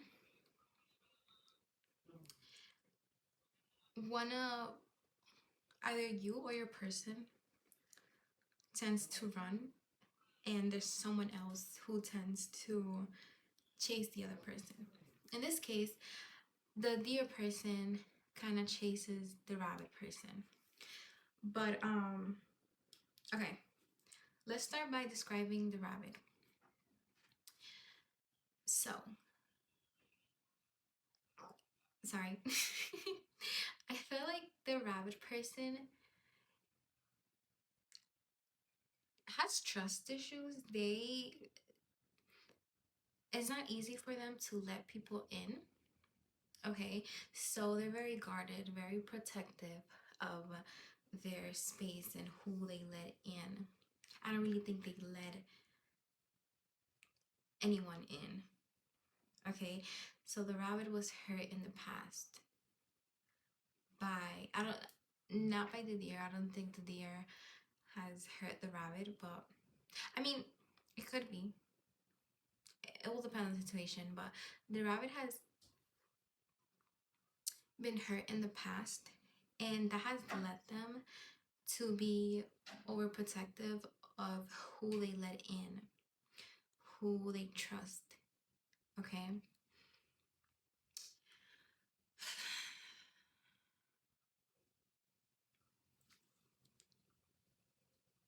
So the rabbit and the deer could be like, could want a relationship, I guess. Like they could, this could be our romantic relationship, I mean connection.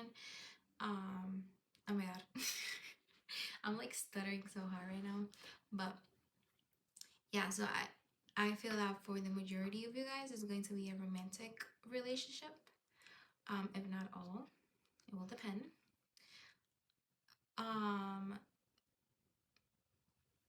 So the rabbit runs from the deer. They're kind of afraid of commitment. Okay, they're afraid to let themselves feel. I don't think they're very in tune with their emotions. I think the fact that the deer makes them feel scares them. Okay, so the deer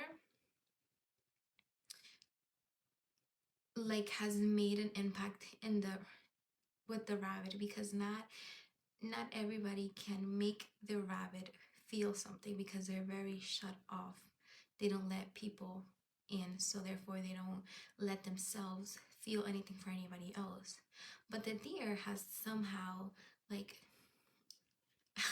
sneaked through all the protection the rabbit put, and has made the rabbit like fall. I don't want to say fall in love, because it will depend for each one of you, but at least feel something towards the deer. And that scares the rabbit, because that kind of reminds them, like it reminds them of their past. And they have like this correlation with, like, if I feel, then that means I get hurt. So since the deer made him, not him, but made the rabbit feel, he's running away and trying to avoid the situation, trying to how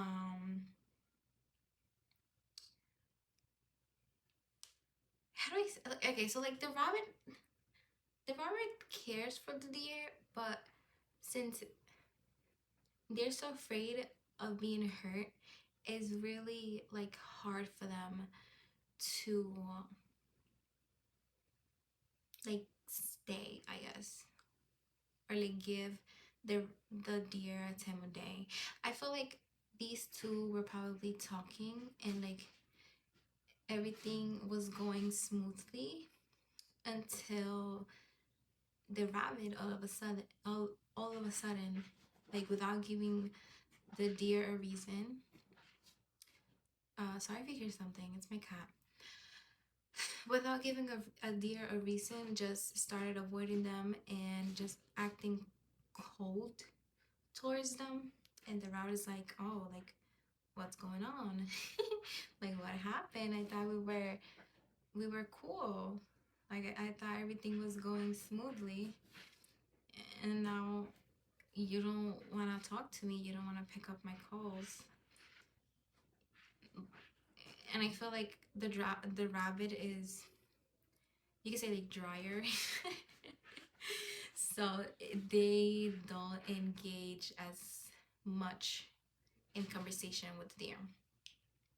Okay, so for the deer person, the deer person wants to build with the rabbit. They like a stability. Okay, the deer likes a stability. They do like commitment. Okay, and they want to build something with the rabbit. But now that the rabbit is like acting the way that they are, they're like, but wait a minute, I know I didn't do something wrong, so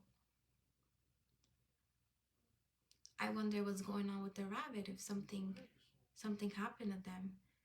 So the deer is like kind of worried about the rabbit, because they know that everything was going smoothly, so in their head it couldn't have been the connection. So the reason, So in the deer's head, the reason why the rabbit is acting differently is because something outside of their connection made the rabbit act differently. Okay.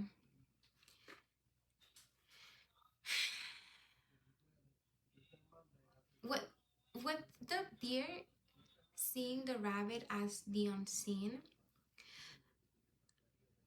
I do think, of course, like the rabbit is avoiding the deer, but maybe they have like canceled on the deer. Maybe they did plans to go on a date or something, and the rabbit like cancels every time, so they haven't seen each other in a while. Or maybe the rabbit used to post a lot on their social media, and the deer would like keep up with the rabbit, but now the rabbit is not posting anything, so the deer doesn't really know what's going on with the rabbit at all, because everything they had to be able to know with the rabbit, so that would be talking to them, going out on a date or something with them, or seeing them on social media, those things like no longer are no longer available, I guess, for the deer. So the deer is kind of like worried about the rabbit.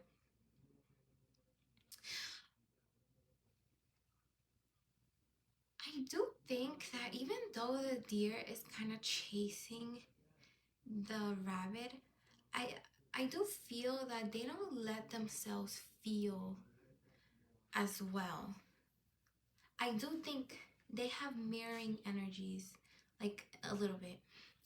For example, the deer, I guess like the deer also doesn't let themselves feel because of like a past trauma, but the deer handles it differently than the rabbit.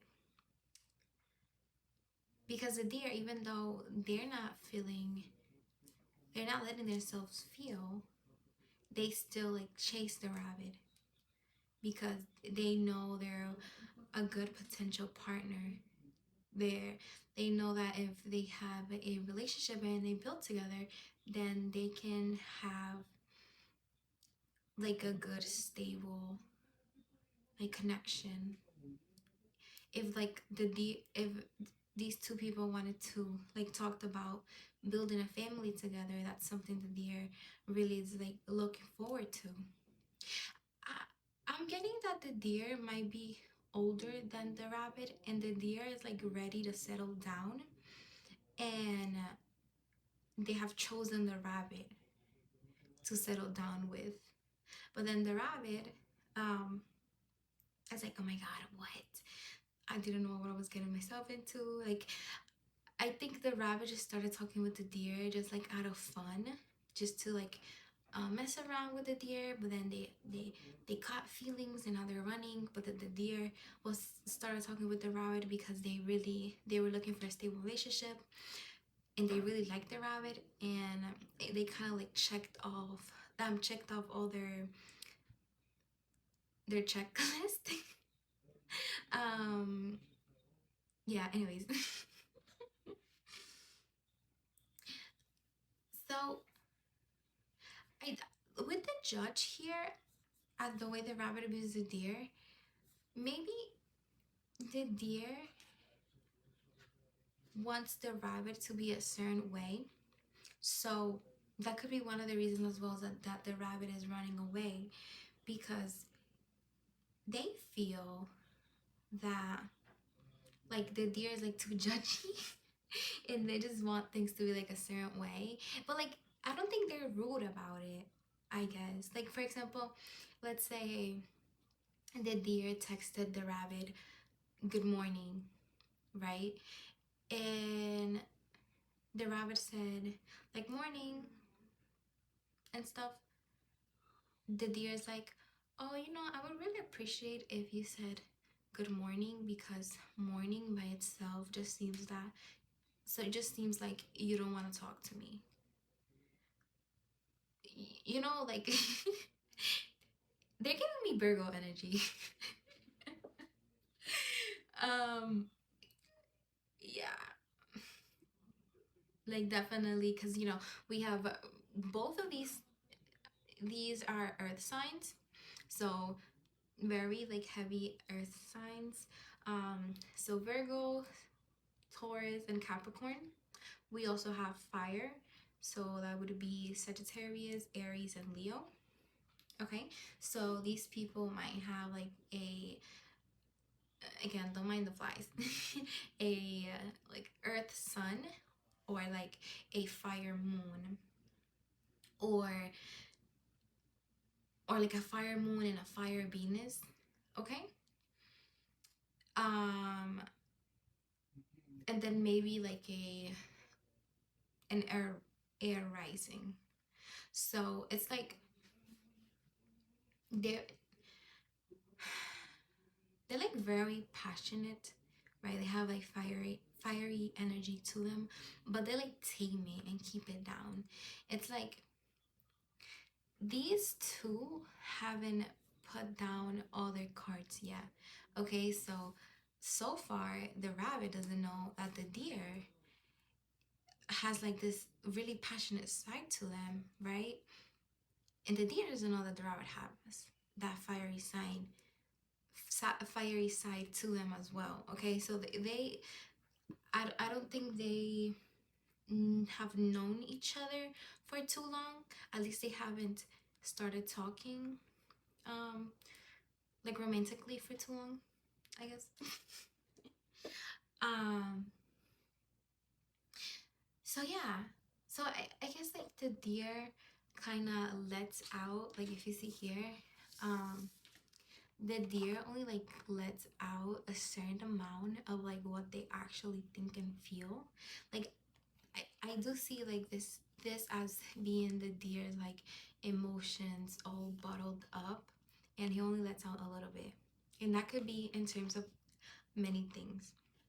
Example, like I said, maybe the deer gets mad at the rabbit, but they try their best to contain themselves and try to communicate properly without like scaring the rabbit away.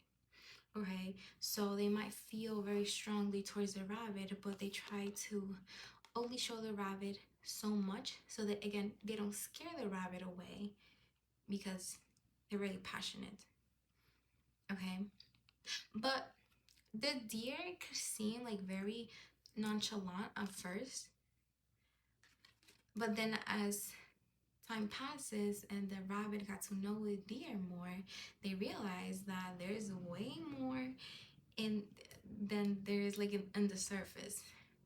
Okay, so with the unicorn and don't let in representing the connecting energies, I feel like these two sometimes question if what they have is even real, if the connection is real, if their feelings are real. Okay, they could sorry, they could go back and forth from, oh, I really want this, I know I'm in love with this person, and oh, it's all in my head, like we are not meant for each other, blah blah blah. So it's a very like back and forth energy. And with don't let in, both of these energies, like I said, do not have all their cards like out laid out. um like even though the deer really wants the rabbit and is like chasing the rabbit, they still don't fully, like they still haven't fully to like put their trust and love, well, not trust, it's not like they don't trust, but like how do I explain it? um they just haven't shown them everything because they're afraid.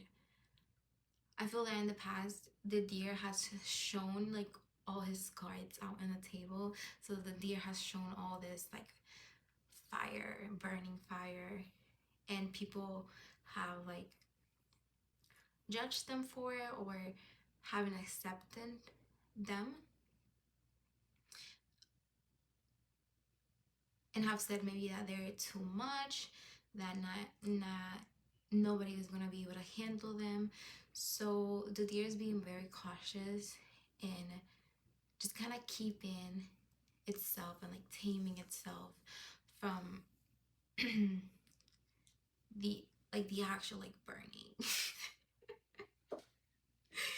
Like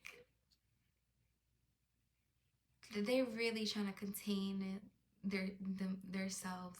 For example, in the past they could have been maybe a little like toxic and like possessive, right? So in their past self would have like by now like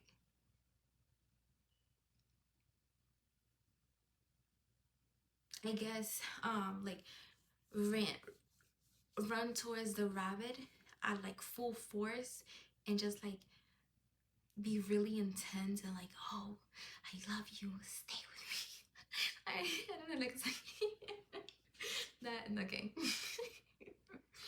So yeah, they're like really really keeping their true like, I don't want to say true because they, even though like they are this way, they know that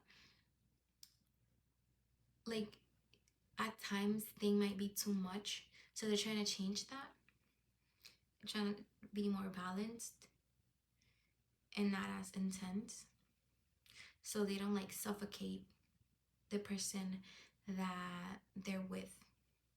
Okay, because I feel like in the past people have made them made them feel that they were being suffocated by the deer because the deer's passion, love was just way too much for them. So the deer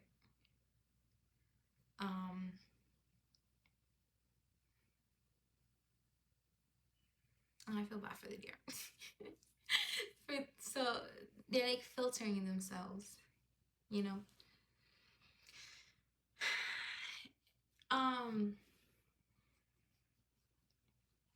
So yeah, so these two people,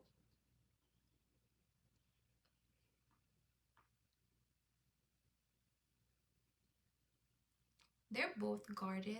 They're both aren't being truly themselves with each other. And yeah. The rabbit the rabbit is pretty funny because I see them as like running away from the deer, but also looking back, making sure the deer is like running after them because deep down they want the deer to run after him. Because even though they're running away, they like they don't really want to, I guess. That's what I. So even though they're scared of commitment, they still know that they want, like they still want to keep the deer in their life, but there's just like so many things that they're scared of, like commitment, settling down, being like heartbroken again. And yeah, like they're not letting, like you see, okay, let me see, can I pick it up? Okay.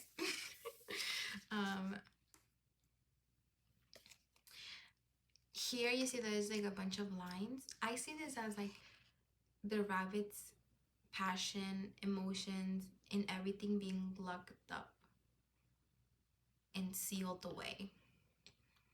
So the rabbit's like, no, no, no, you can't fall. You can't fall for this person. You'll be heartbroken. You don't want the same thing to happen to you again.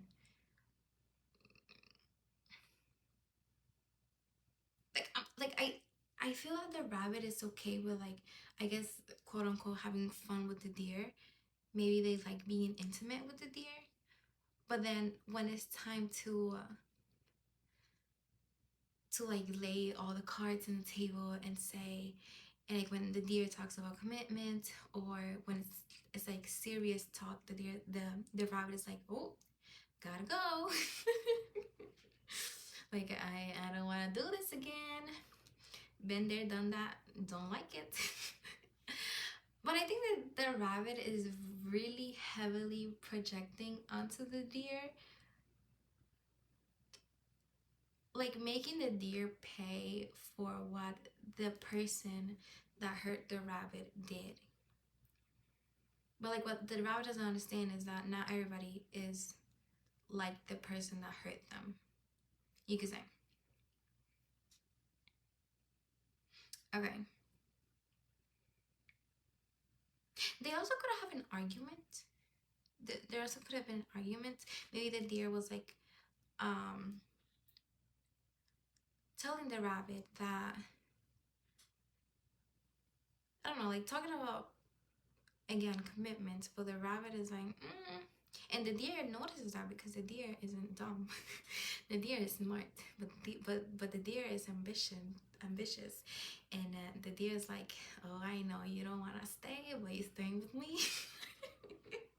Like you think you're here for a fun time? No, you're here for a long time. So the deer was kind of, that is so toxic. But okay, so the deer probably, argued with the rabbit because the rabbit wasn't taking him serious, or, he was kind of like, oh, you guys hear the popo? The police? Okay.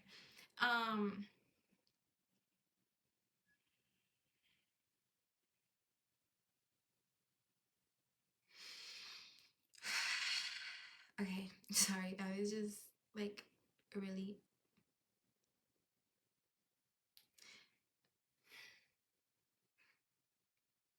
the deer might feel like time is running out for them.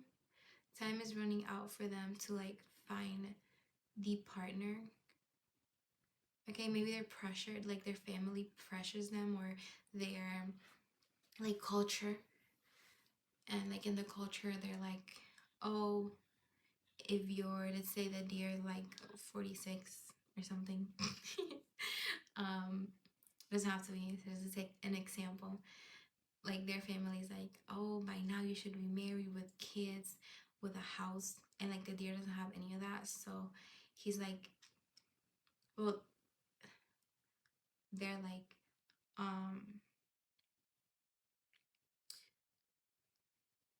just really, I don't want to say desperate, but they feel very pressured to get this life that their family, their culture, or whatever, like imposes on them, like this fast. No way. There you go. I know how to snap. But yeah. Okay. Let's get into the tarot. Alright, and if that resonated with you, then you have found the right pile. And if it didn't resonate with you, then you can check out another pile. And like I said, if you don't find any of the piles to resonate with you, then I don't have a message for you.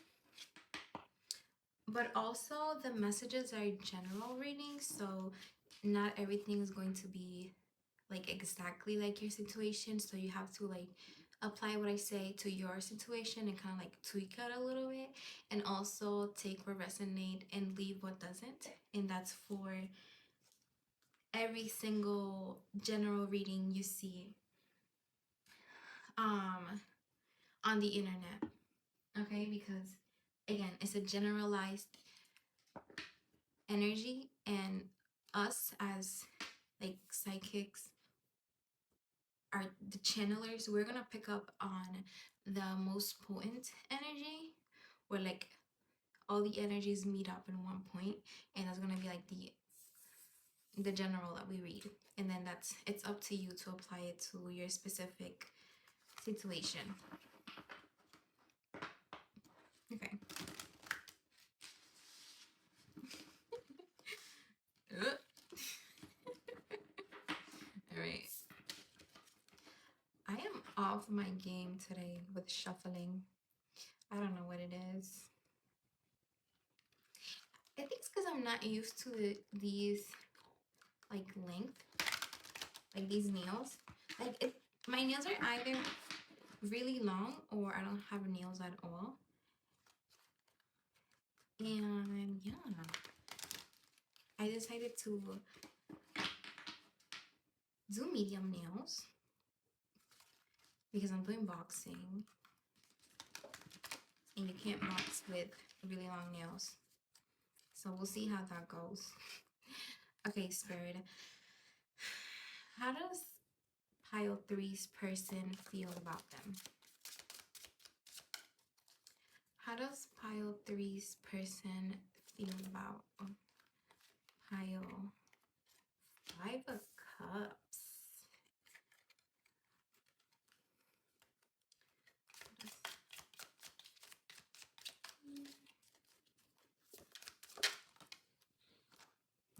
The Devil. Oh. Okay. Okay.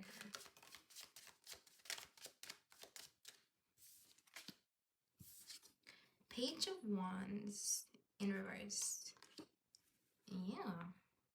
Okay, so can you please clarify the 5 of Cups? Please clarify the 5 of Cups for me.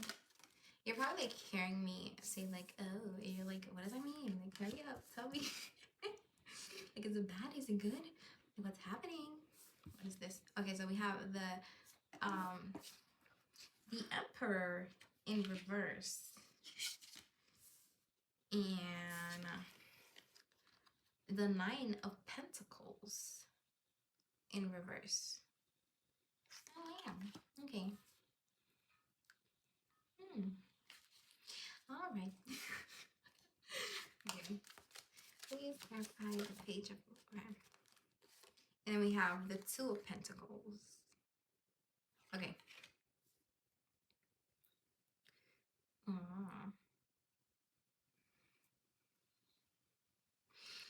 And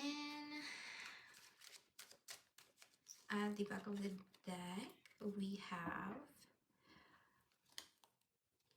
the Hanged One. So, the Hanged Man.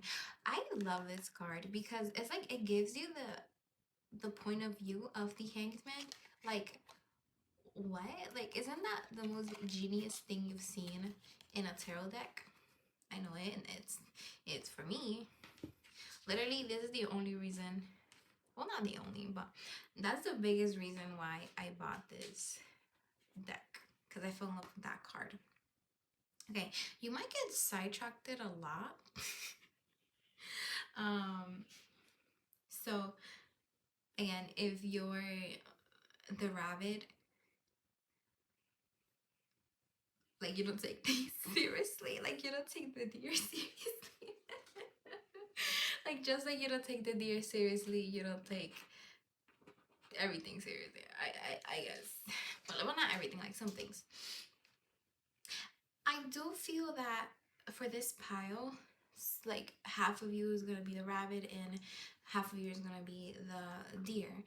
I do think we have both people watching. For the previous piles, I did have a more potent energy towards like one person that I knew like was, you know what I mean? Anyway, that's besides the point. Let's get to the tarot. Okay.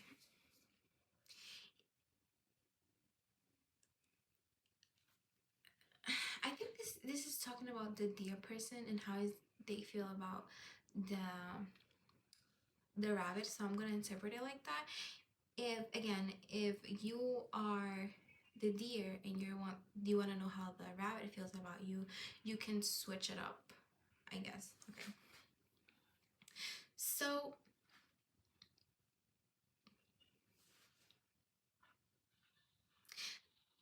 the deer is very like scared or like afraid and tired, like scared of losing the rabbit because they're just tired and exhausted from like their past relationships. Okay, because I feel like a lot of people have disappointed them in the past. So it's like they're trying their hardest to make this time work out. And they might get frustrated when things don't go their way. Okay, so they might feel. Oh, okay. I just noticed that's so interesting. So he is tied to his heart. Okay, I'm not sure if you see that. And wow, the art.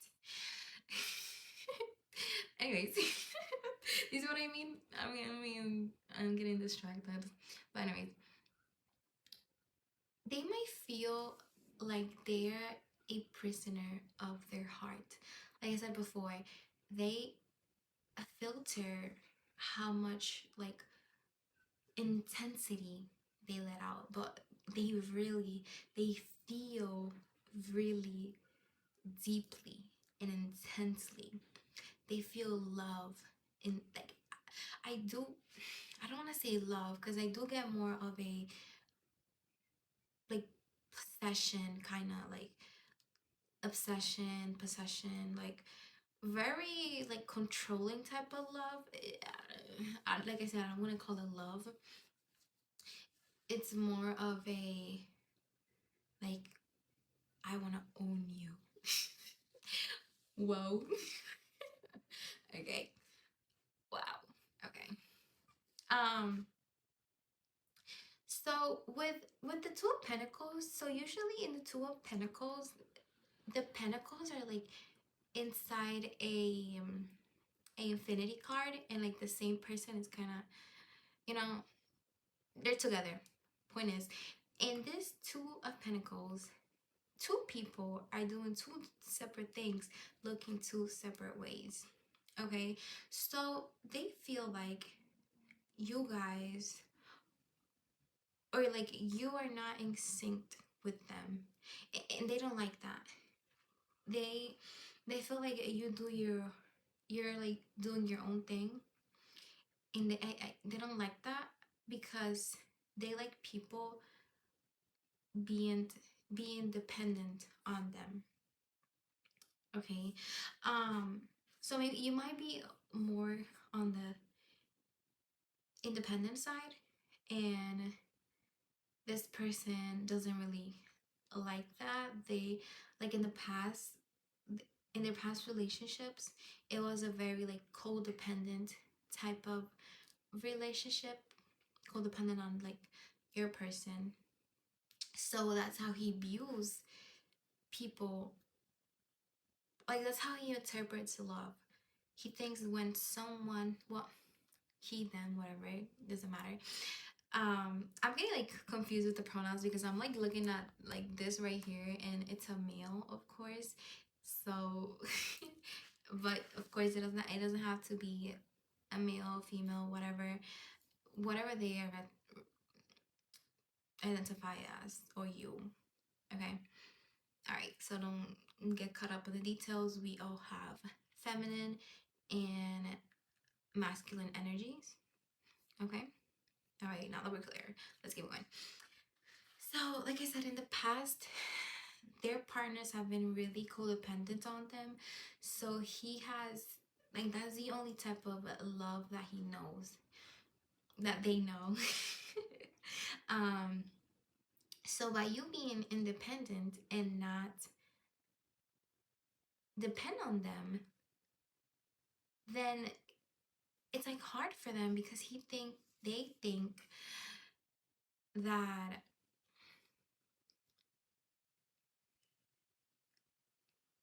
you don't really truly love them. Okay, and I feel like that doesn't let them sleep at night. I feel like they stay up all night just thinking about it, like, oh my god, like they say something but I feel something else. Like they're really trying to contain themselves, because if they unleash everything that they have inside, you're gonna be like, whoa, what the F. Okay, so with the Emperor in reverse. Oh, okay. So the reason why I was saying he so much is because I'm really getting masculine energy, and it doesn't have to do with gender. Just this person is more on their masculine energy. Okay, but so if the person you're asking for is a male, they might have like toxic masculinity, you know what I mean. So the fact that like you're independent hurts their ego because they want to be the emperor. They want to be, you know, someone you depend on. They want to be their provider. And it's like you provide for yourself, and they're like, what the fuck? Then oh, hopefully, okay, I'm gonna edit it out, but they want to be the provider, okay? And the fact that you provide for yourself is like whoa, like what do I, like what's my purpose? I guess they're having a little identity crisis, or like they don't really know what they can contribute into the relationship if you are so independent. So it's kind of like lost, kind of like their purpose a little bit, because their perception of a relationship is like one is a provider, one just, you know, lays around, does other stuff. But then now he realizes that you're not that way, and you're not gonna ask anybody for anything because you can get anything you want yourself. So they're like, oh my god.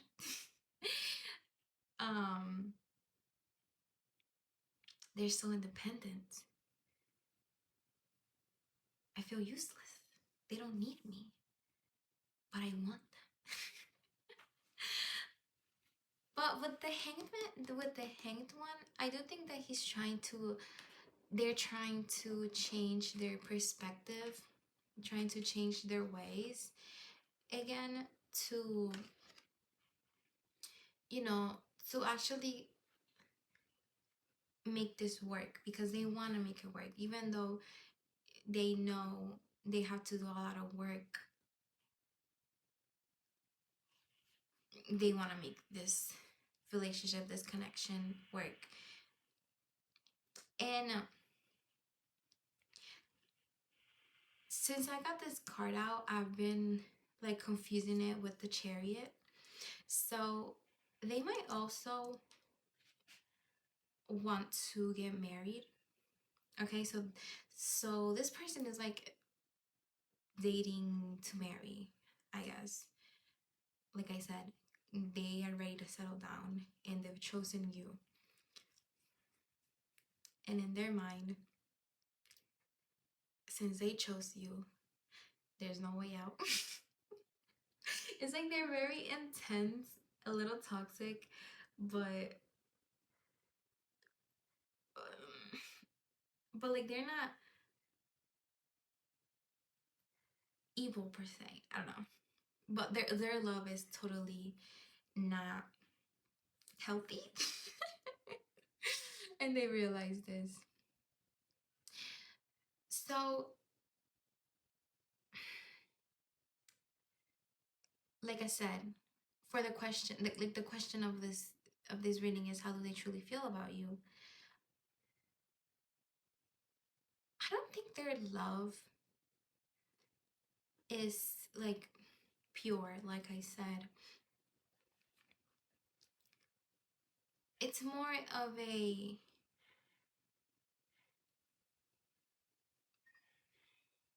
yeah, like I mean, I've explained already, but like I've chosen you, so we gonna ride or die. Oh my god. They might actually like say that and be a little serious about it. Like, you gonna ride with me or you not gonna ride with nobody. But you know, I don't think this person is actually capable of doing such a thing.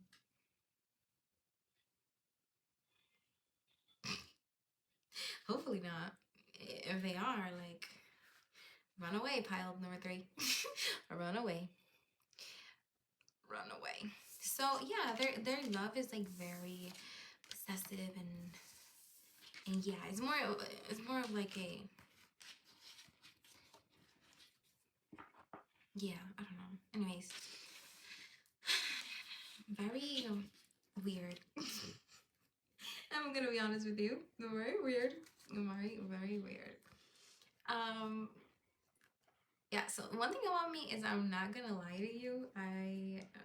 I'm gonna tell you what the cards are telling me, what spirit is telling me, and if I don't like your person or the way, I don't know, or what spirit tells me about your person or your actions, I'm gonna tell you. And even if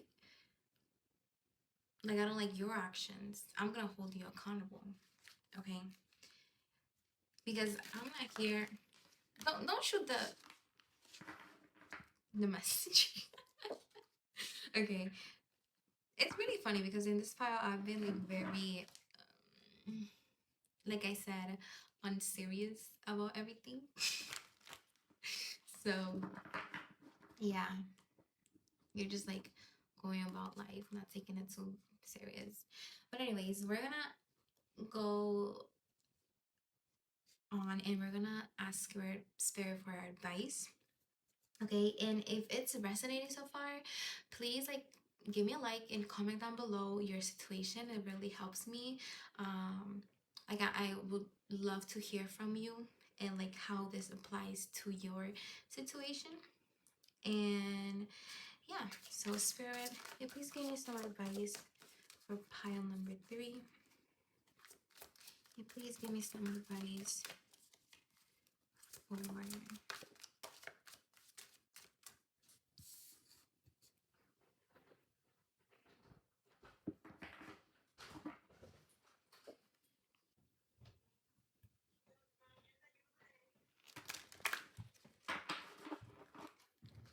okay. So spirit, can please give me some advice for pile number 3.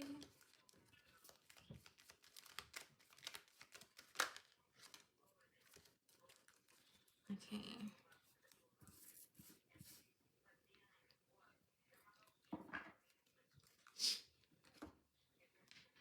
So with the feels right card, spirit is telling you to do what feels right. If you don't, you should trust your intuition. If you don't think this person is for you or that you should like run away, run away. If you think this feels right and you think you found your person, then yeah, like you just follow your intuition. But I'm gonna be honest with you, pile 3. I don't like your person's energy. I'm a little toxic. But Spirit, please give me some advice for pile number 3. But you know, I trust that you can handle it. That is too much. But honestly, I am gonna take all of them because they came out up like upright, and Spirit is telling me you need some guidance. And you feel like you need some guidance. So you are good enough. Full moon in Virgo. Don't let pride get in your way. Okay, so I'm getting that some of you want to maybe end this connection, but you don't want to like seem like you're, I don't know, like just dating anybody. Maybe you have had a history with other people and you don't want people to see you as like, oh, they're dating around, like they can't keep a relationship or something. But honestly, part number 3, F them. F their opinion. If it doesn't feel right, it doesn't feel good, it's not meant for you. And you shouldn't be stuck in a connection that you're unhappy with, just because people will talk, but people will talk regardless. Okay, F them for real. Okay, meditate and contemplate. Conclusions that are within reach. Okay, new moon in Pisces, a full moon eclipse, and then a fiery climax approaches. Lastly, we got a new romantic cycle begins. New moon in Libra. Meow. Okay. So, with meditate and contemplate, like I said, you're smart. You know how to take care of yourself, how to make decisions, and you know how to like see through people's BS. Okay, so like I said, people, spirit is confirming me that you need to trust your intuition. Okay, because if you really sit down with yourself, you'll find all the answers that you need. So conclusions are within reach. Um, okay, so maybe you're waiting for the specific thing to happen to like kind of decide if you want to end this connection or not, I guess. Or maybe you feel that you don't have enough reasons to end the connection. And when a fiery climax approaches, I don't think they're talking literally like maybe you're gonna reach a climax. So maybe this person is really good in bed, so maybe that's what's keeping you in this connection. But Spirit is telling you that even though they're good in bed, you don't want to stay there because something else, where a new romantic connect, like a new romantic interest is gonna come along, right? And it's gonna feel even better because when you're in love with somebody, being intimate with them is just, you know, just feels right. It's not just you having can I say that word? I don't know if I can say that word. Sex with somebody. It's like different than making love. That's what Spirit is saying. Anyways. Okay. So Spirit, what else? Can you please give us some advice for pile number 3? Some advice for pile number 3, Spirit.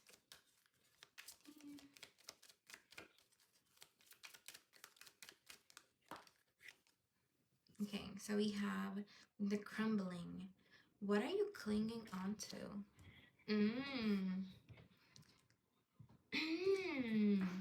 Okay, so you're holding.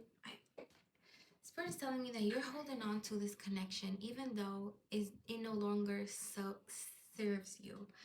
So this tower, right, is crumbling down, and you're holding on to it.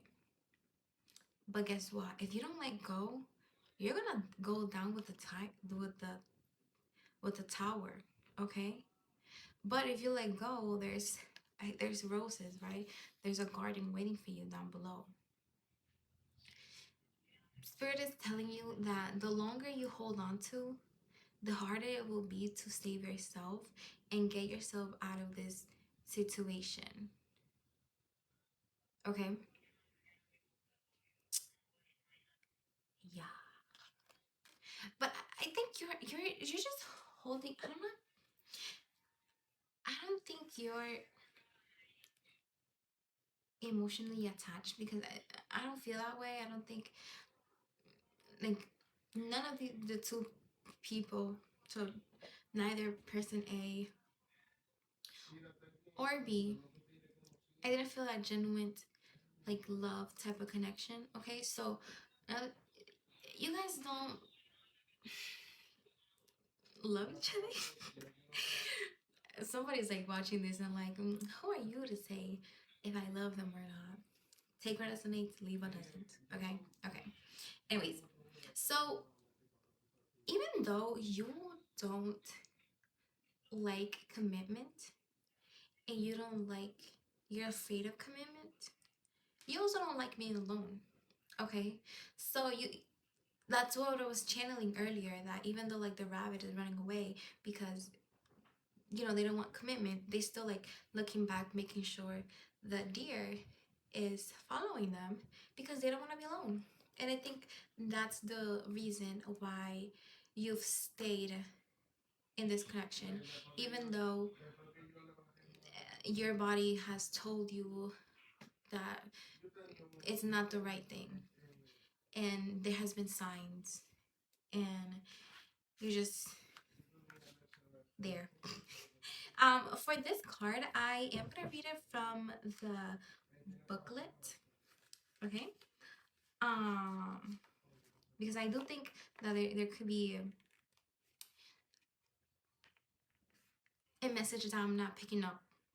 Okay. Okay. So the card name is encoded. Where others see nothing, you see the deeper meaning or message hidden within. Your guides are working to communicate with you as your intuition and inner knowing expands. You see what I'm telling you? Trust your intuition. Love it. Love the confirmation. Anyways, be mindful of all that you are experiencing in each moment. Be aware of animal messengers, cloud formations, colors, conversations of others, and anything else that catches your attention. You are taking the next step in awareness and connection to the unseen worlds. I think Spirit is telling me that they have been sending you signs and you have been straight up ignoring them. You're like, la la la, I can't hear you. But you can't ignore this. Pile number 3. Spirit wants you to follow your intuition, whether that be stay with this person, but I highly doubt that's that's the outcome that Spirit wants you to do. But again, different connections, different situations. Anyways, or end this connection. Okay, so you know the answer deep down, but you don't want to listen to it. You don't want to listen to yourself. So that little voice that's telling you to do something that you're ignoring, listen to that voice. And if anything else, listen to me. Okay? Do things for yourself, not for others. Not because society has told you that dating more than, I don't know, 3 people is like failing. Like if you break up with somebody, that means it's a failed relationship. No. Okay? It just means it wasn't meant to be. And that's it. Nothing deeper than that. So don't waste a lifetime with the wrong person because you're afraid of other people talking about you. Because like I said, people will talk regardless, and you know this. Okay? So I think the real judge here is you. You need to learn to cut yourself some slack and stop being so hard on yourself and think that you're perfect. Okay? And think that if you break up with somebody that you've chosen incorrectly, so you're wrong, and I can't be wrong, so I'm gonna stay with them to prove to myself that I'm always gonna be right. And that I don't give up, right? That I can make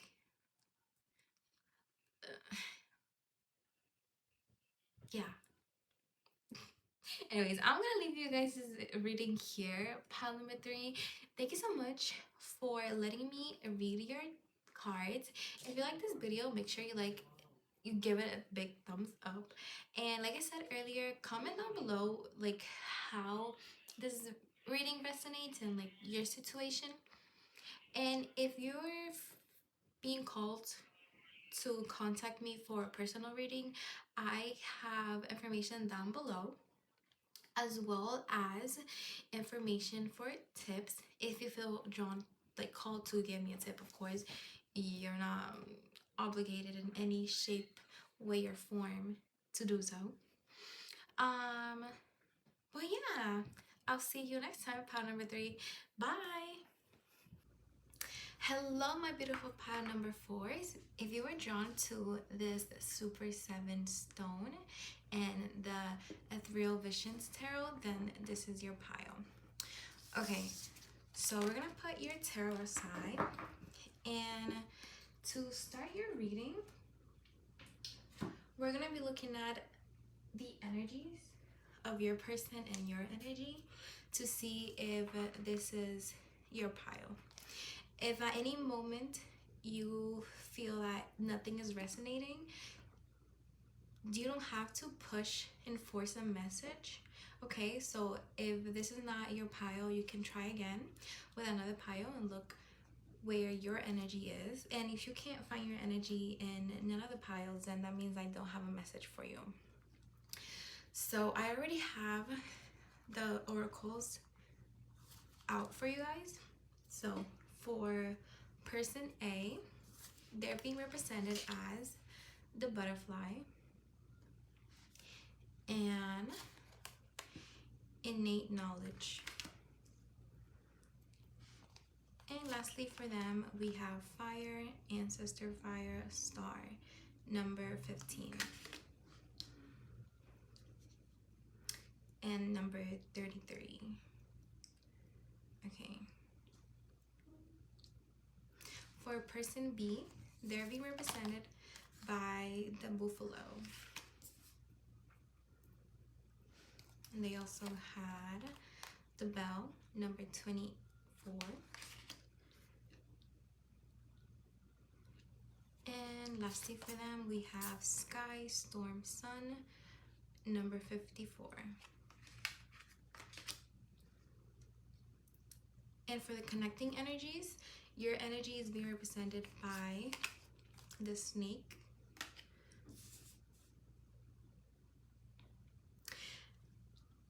and the card sweetness, number 58.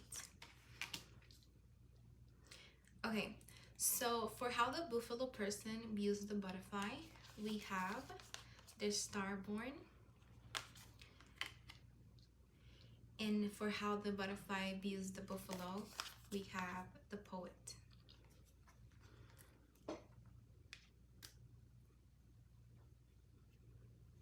Okay. To start, if you're in no contact with your person, if you guys are like in bad terms, this is not your pile. I do sense that these two people are talking, they're in contact, and like the connection is going smoothly so far. Okay, so I'm gonna start by describing the buffalo person. So the buffalo, they have been through a lot. Okay, they have been through a lot of challenges. Life has thrown a lot of challenges at them, and they were able to overcome each and every single one of them and learn from them. Okay, so the buffalo is very wise because they have gone through the things to obtain that knowledge. Okay, so they might be more reserved. I get the sense that they don't allow like anyone into their energy, not just anyone into their energy. So they will first analyze the person and see if they're trustworthy, and if they think that they have like their best interest at heart. Okay, they they have more of a masculine energy to them, but it doesn't mean that they have to be in a specific gender. Everybody has masculine and feminine energy to them regardless of their gender. So for the buffalo, I do get that they're very intuitive because they have gone through so much that, like, if someone tries to give them like BS, they like cut them out and like, oh no, I'm not gonna stand here and let you BS me. Okay, so they see through people. They see through people's intention, and they know how to read people very well. Okay, so they're very perceptive.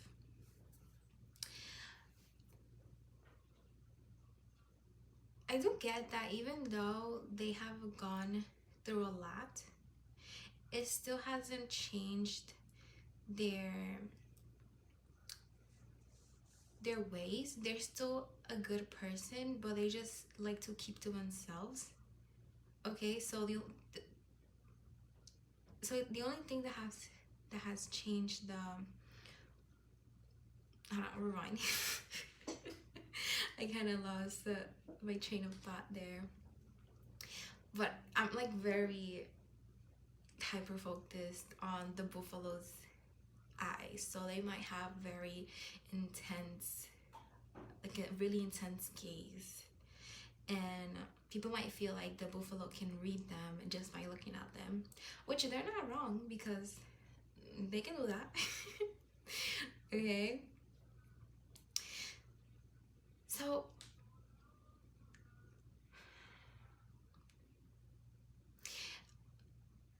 they're more on the realistic side. They're neither pessimistic or like overly like positive. They like to keep it more on the realistic side, more grounded. They tend to try to not have high expectations for like people or for life. Okay, so it's very hard to disappoint them or like catch them off guard because they always think of the outcome with any situation. They have like all the possible outcomes played out. So when something bad happens, they're like, oh, okay, that was one possible way that it could turn out. So they just kind of like move on and like try again or just like do something differently. For example, if they enter a like giveaway and they don't win, they're like, oh, okay, life goes on. I can always enter another giveaway if I want to. But also I don't think they would be the type of person to enter a giveaway because they're like so realistic that they're like, it's very unlikely that I'll win that, right? So they might like mathematics. Okay, yeah, so let's move on to the butterfly person for a little bit. So the butterfly person, they give me very Piscean energy. Okay, very dreamy, very in their head, right? They give me very child. Also, don't mind the fruit flies are like flying around. They have been kind of hanging out with us throughout the whole video, but it's okay because they're just part of the family now. But yeah, so back to the butterfly. They have very childlike energy, okay? And they could be the type of person that smiles a lot and brings a smile to a lot of people's faces, okay? They have a very pure heart. And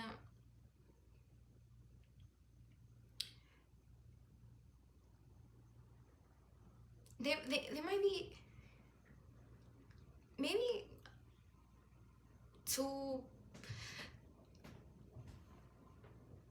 optimistic, right? Even to like their detriment, okay? But even though they're this very dreamy, optimistic, worry-free type of energy, they are still very wise, okay?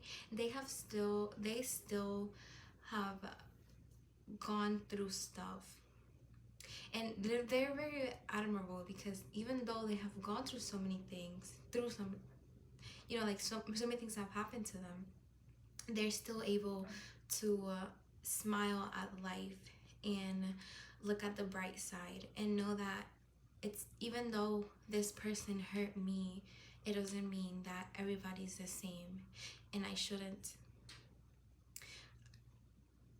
shouldn't treat people expecting them to turn out like the person that hurt me. I feel that at times the butterfly might feel a little weighted down by the responsibility of always being the positive friend or the positive person. Okay, so maybe in their friend group, they're the one that's always very energetic, bubbly, again, optimistic. And there are times where the butterfly doesn't feel like being that overly energetic, positive friend, but they still like play their role, I guess, because they don't want to let other people down. But more so, they want to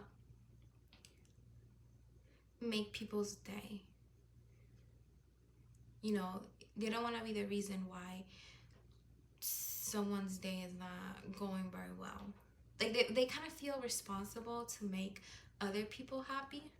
So by their understanding, if they're not radiating happiness 24/7, then how would they make other people happy if they're not happy themselves? So they try to, even on those days that they don't feel up to it, they try to still be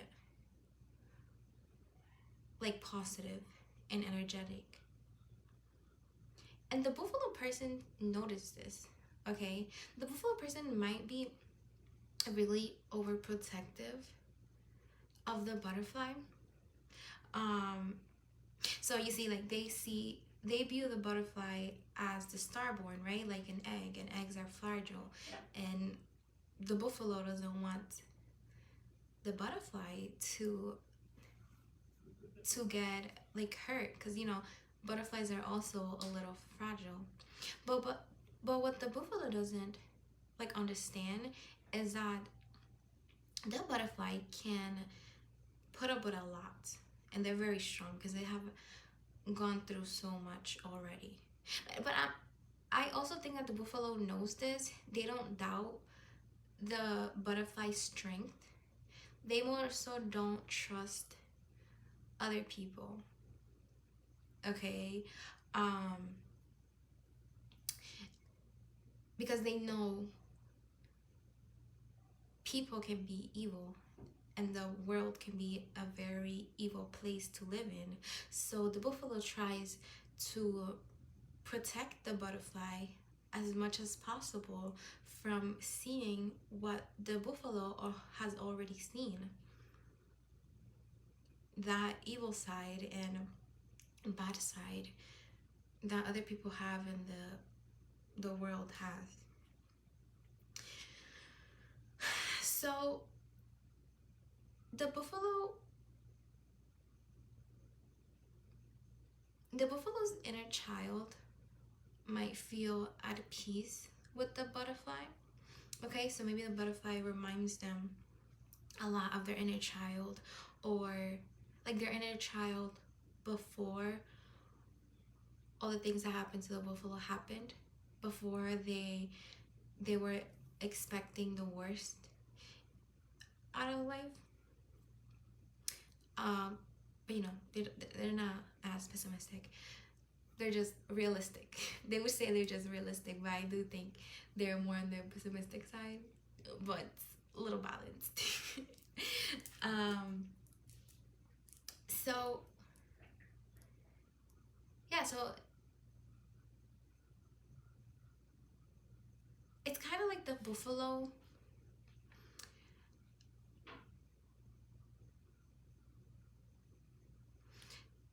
So since the buffalo sees its inner child in the butterfly, the buffalo not only does want to protect the butterfly, but it's also a way for them to protect their inner child in a way that nobody protected them when they were younger. So it's kind of just like, but it's not just for their own good, because I do think they genuinely care so much for the butterfly, aside from the fact that they see their inner child and they're trying to, I don't know, heal their inner wounds. It's deeper than that, okay? The buffalo genuinely loves the butterfly. It's a very unconditional love, and the butterfly loves the buffalo, okay? So let's talk about a little more about how the butterfly views the buffalo. So the butterfly views the buffalo as the poet. So the butterfly admires the buffalo a lot. They see the buffalo as very wise, okay? What I'm seeing in my mind's eye is a little kid just looking up to a person telling a story and just giving them information. They're like, wow, you're so smart, I can't believe it, I want to be like you one day. That's what I'm picturing. So they might be very fascinated with all the buffalo's knowledge, and they feel as though anything that comes out of the buffalo's mouth is just pure I don't know, like heavenly sent words. I don't know how to put it into words. Usually the butterfly won't be able to describe the feeling that they get when the buffalo talks to them. It's like, it's very hypnotic. The buffalo might have a deeper voice, and the butterfly might be really attracted to the buffalo's voice, okay? So they might just melt at just like the thought of their voice. Okay, so it's just like a lot of emphasis on their voice, their speech, their knowledge, how they communicate. So the buffalo might be a great communicator, and the butterfly loves that. It's just like, wow. Because all the butterflies' life, they have known that if you have a disagreement with a person, you can totally like make up with them if you communicate, right? So maybe when they were little and they would see people fight, they would be the type to be like, oh, I don't get why you guys are fighting. If you just sit down and communicate, I bet you would understand each other. But then to see somebody like take action towards that and actually communicate is like, wow, this is what all my life I've been wanting. Somebody who can communicate.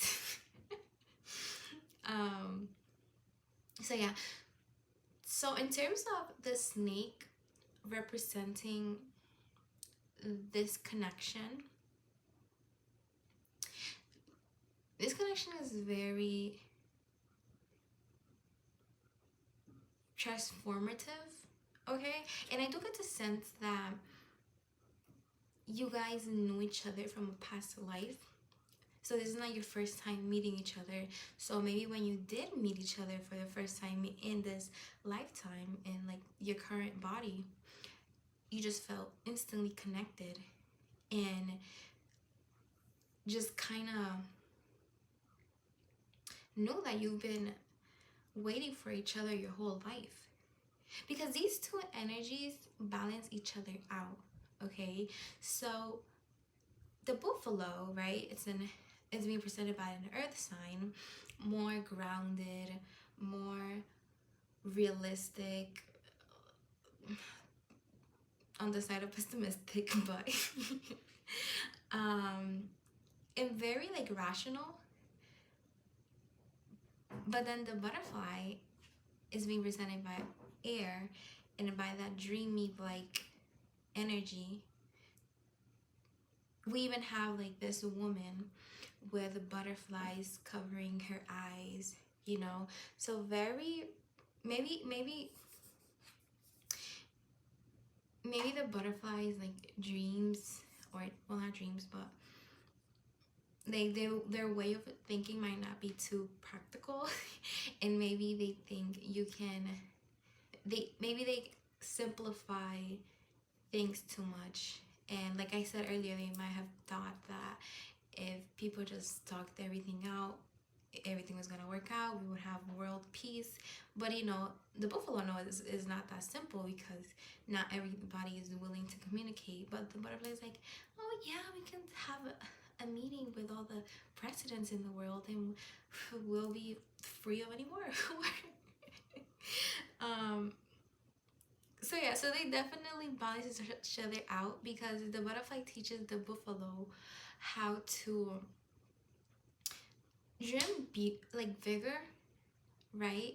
And not be so like practical. And the like just so maybe the buffalo it has a hard time like imagining or dreaming about something or an aspiration, or maybe they think that dreams are not too practical, and like you can't just want something but not do the things to have that thing. I don't know if I'm explaining myself well, but yeah. And then the butterfly might be too impractical, and they're like, oh yeah, I can have a million like buckets filled of water by tomorrow, so I can do all that in a day, 24 hours. And the buffalo's like, oh, that's not humanly possible. So they bring the practicality into the butterfly. Okay, so they really flow together very easily, because they're both, even though they're so different, they both love each other so dearly and are willing to, you know, kind of change their thinking or be more open to another possibility, because they love each other so much. They want to like coexist, and they know that even though they think a certain way, they know that that's not the only way to go, and that there's other possibilities, right? So they're very open-minded. The butterfly might believe in like soulmates. They might be more spiritual. They might even practice astral projection. So because right here we have like, I see this as like two souls, right? Just wondering, oh my god, there's 4. I just realized that. That's so cool. Okay, so yeah, so they might have tried to astral project in the past, and they just love those type of things. But the buffalo, not so much, Okay, the butterfly might know that these two, like them two, have met in a past life, but the buffalo is like, well, like I don't remember that, or we don't really, like I never believed in like past lives. I just thought we died and that was it. But even though they're very, like I said, practical in the way that they think, they're still open to what, like the crazy theories that the butterfly tells them, because they kind of see them a little too far-fetched. But they're still willing to like hear them out and do things just to make the butterfly happy. Oh my god, I love this connection. I love you guys' energy. I just want to say that we love it. Okay, so I think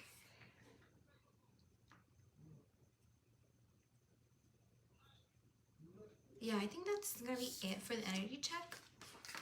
If that resonated with you, then you have found the right pile.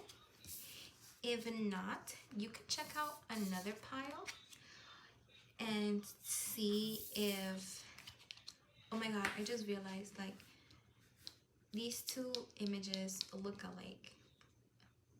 So it's just kind of like polar opposites. This is more colorful, right? This is more like dark. You see what I mean? There's just very balanced energy between you two. Like that is beautiful. Anyways, what I was saying is, if you can't find your energy in none of the piles, then that means I don't have a message for you today, but that's okay. You can check out my other video or my future videos. Maybe I'll have a message for you then. And yeah, let's see. Okay, I just love everything about your reading. I love the stone you chose. I love this deck. I love you guys' energy. It's just so justice. Oh my god, you see? Okay, and in the last 3 piles, I have been like flunking my shuffling, but you know, this deck is not as stiff as the other ones, so I'm actually able to shuffle them. So if you come from any other pile, then you say I know how to shuffle. Anyways, so Spirit, how does piles 4 person truly feel about them? How does pile 4's person truly feel about their Spirit? Oh, that's so cute. Okay, that's so cute. Oh my god, they want to build a family with you. Okay, I know, like, usually, like, the 5 of Pentacles, or, like, the 5s in the suits in general, it's, like, more on, like, the sad side, but still, like, this is just giving me, I want to build with you. I want to protect you. I want you to be the father and mother of my kids, because I know that you'll be a wonderful parent. I want to protect, it's giving I want to protect you and your inner child type energy. Okay, Spirit, please tell me about how this person truly feels. Then we have the 3 of Pentacles. Ooh, I love the Pentacle energy. Is very grounded. You see, like, want to build with you. I'm getting a lot for a lot of you guys. Okay. Oh my god. Okay. You guys have me over here cheesing. That's so stinking cute. We have the Page of Cups. We have the King of Wands. Aww. We have the Lovers. Ah, this is so cute. I love it. I love this. Of course, it's gonna be a dreamy pile. It's the ethereal. I know I didn't say that right, but anyways, Spirit, how does? Just one more. truly feel about okay, they want to come out. What is this? The Nine of Pentacles. You guys want to see what I'm talking about? There's just a lot of Pentacle energy, and we're here for it. And then we have the Hermit in reverse, and then the King of Pentacles under that, and the Seven of Cups in reverse. Okay.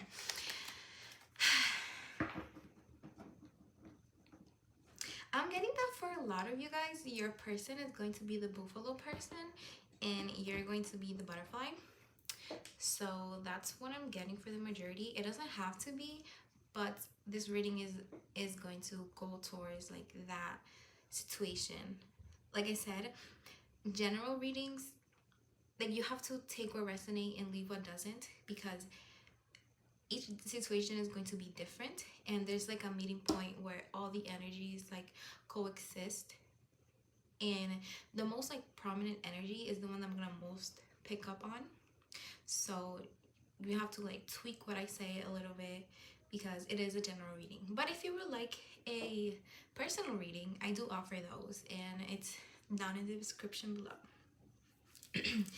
Okay, so oh my god. They want to build a future with you. They want to marry you. I'm hearing with the Page of Cups that they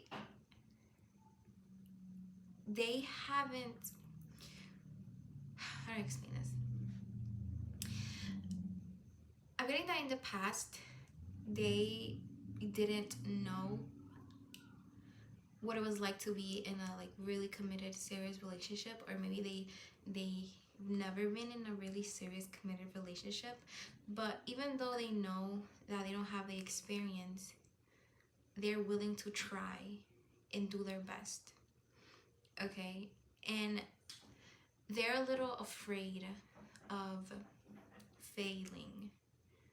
They're a little afraid that they'll like flunk this, because they feel as though it's a lifetime opportunity to be able to meet you. Okay, but at the same time they're not as scared, because they know that you guys are meant to be. Okay, and even if this is a buffalo person, like I said, they don't really believe in like the soulmates like things. They're willing to consider that and like believe in that for you, because that's just the only reason, like the only like plausible reason for why you guys connected the way that you did, because you guys flow so easily together. I'm just looking at this Lover card and just seeing how like gentle he is with her. So if you guys have been intimate in the past, it might have been really gentle and nothing like you've ever experienced before. But if you haven't, they are planning on doing so, because they want to treat you the best way that they can, because you're a queen and king to them, and you deserve all the flowers. That might be something that they do. They might buy you flowers, and if they see that like the flowers that they have gifted you in the last month are wilting, then they go and buy new flowers. Just making sure you always have your flowers. Making sure you know how much they love you and appreciate you, how much love they hold in your heart for you, how much they're willing to do to make sure you're happy and to keep you by their side, because you deserve everything and anything that you want. And even the things, and they think that you deserve even more than what you know. Like what you feel that you want, because they feel that, okay, so maybe you might be I forgot the word. But let's say like maybe they go out to eat, you guys go out to eat, right, on a date, and at the end of the night they want to pay for the bill, and you're like, oh, you don't have to do that, like it's okay, we can split it. They're like, oh no, baby girl, we not splitting anything, I'm giving you this and more. Like if the bill was like $100, it would like I'll give the $100 and give you 100 more. That's the type of energy they give. They want to provide for you, make sure that you are always provided for. Like if they are, I'm seeing that they want to be like, okay, they're financially stable, but they're working on being more abundant financially, so they're able to again provide for you, making sure you don't lift a finger. All right, just I love this. Just shower you with all the unconditional love that you deserve. Oh my god, this is so cute. I can't. I'm like cheesing over here. I wish you guys could see my smile, but and maybe this person makes you feel this way, and you make them feel this way, okay? So you both bring a smile to each other's faces. And for this person, not every, like, he can't say that for everybody, because like I said, they are very like skeptical, and they want to like analyze people. They don't really let them in as easily. But for you, it's just like whoa, every time I look at them, I just fall deeper, and it's just like you bring them peace. Okay, if they had like I was gonna say shitty day, but I don't even know if I can say that on YouTube. But anyways, if they had a bad day, just by looking at you, like coming home and looking at you, it's just like everything, all the problems that they had fades away. Okay, and if you guys don't live together, this person wants to move in with you. So maybe what they're trying to do is that they're trying to get a raise, maybe look for another more like higher paying job, so they can maybe like propose to you, move in with you, so you don't have to lift the finger. Maybe you work and this person like sees you going off to work every day, and they're just like see you coming home exhausted, and they're like, oh my god, I can't let my king like be exhausted this way. I need to do something about it. I need to provide for them. they just want you to, I don't know, maybe have the free time to pursue all the things that you want to pursue. So maybe you have a lot of hobbies that you want to do, but maybe you don't have the time, or maybe you like start on a hobby but then don't really finish it because like your job takes a lot of energy from you. Okay,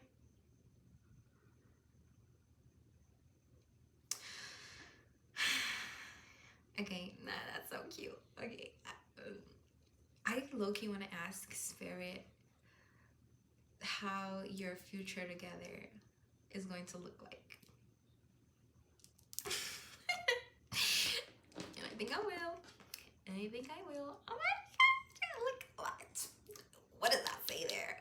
What does that say there?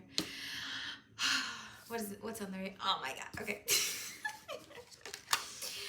Just as I was saying, I wanted to know what your future looks like together. We have the Hierophant and the Queen of Pentacles, right? And we have the King of Pentacles over here. So we have the two counterparts, okay? Definitely soulmates. If you wanted a confirmation, here it is. You guys are soulmates.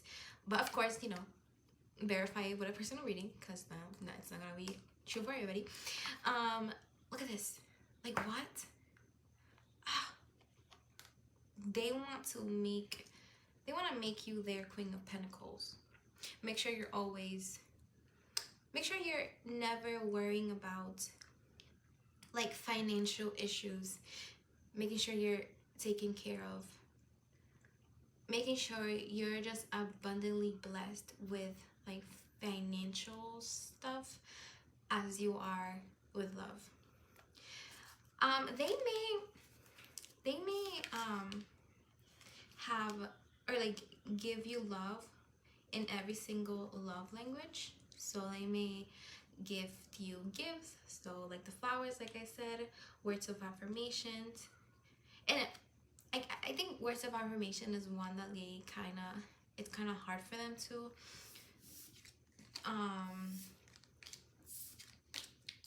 like do, but they still tried for you, okay? Then quality time and physical touch and acts of services. I think that's about all of them. So, oh my god, so maybe if you're tired after work, they give you a massage or like a foot massage. That is so cute.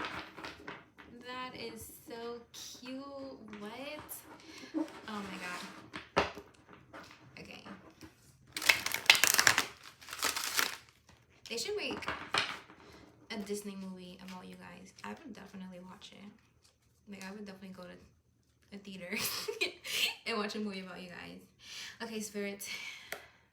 How's Piles for future going to look like with their person? Also, don't tell the other piles, okay? Because they didn't get an extra reading like you guys did. How does piles for future look like with their person, Spirit? Okay, we have the Queen of Swords, the Moon in reverse, the Queen of Wands,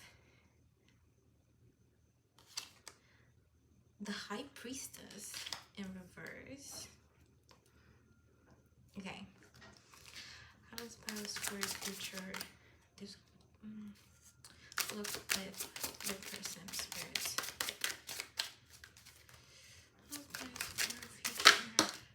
Okay, one more, Spirit. Okay, whatever. They said two more. Because yeah. Alright.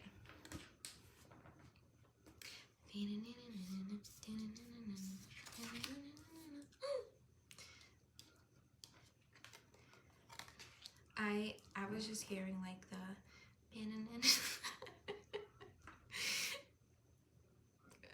yeah, so you guys might randomly sing songs that you see like on TikTok or something.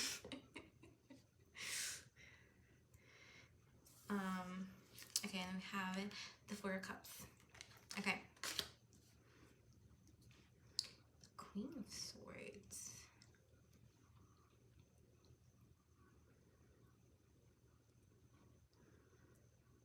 Okay, so with the Queen of Swords,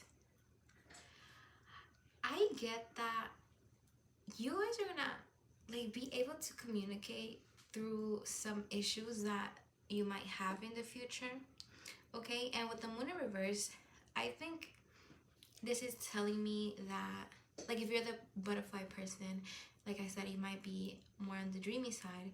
So it's telling me that things are not going to be exactly like you think they're gonna work out. Like, it's not gonna be all sunshines and rainbows. Like, there's still gonna be some bumps in the road, but you guys are gonna be able to overcome it because of the love that you hold for each other, right? You're gonna be, so make sure that if there's something bothering you, and if you feel like the connection is like hitting like a curve or something, make sure you communicate, because depending on how you choose to deal with the problems, which I want to remind you aren't too many, it will like determine how this relationship will turn out. And I do think that with the 5 of Cups here, maybe when you guys do maybe argue or there's some problems in the relationship,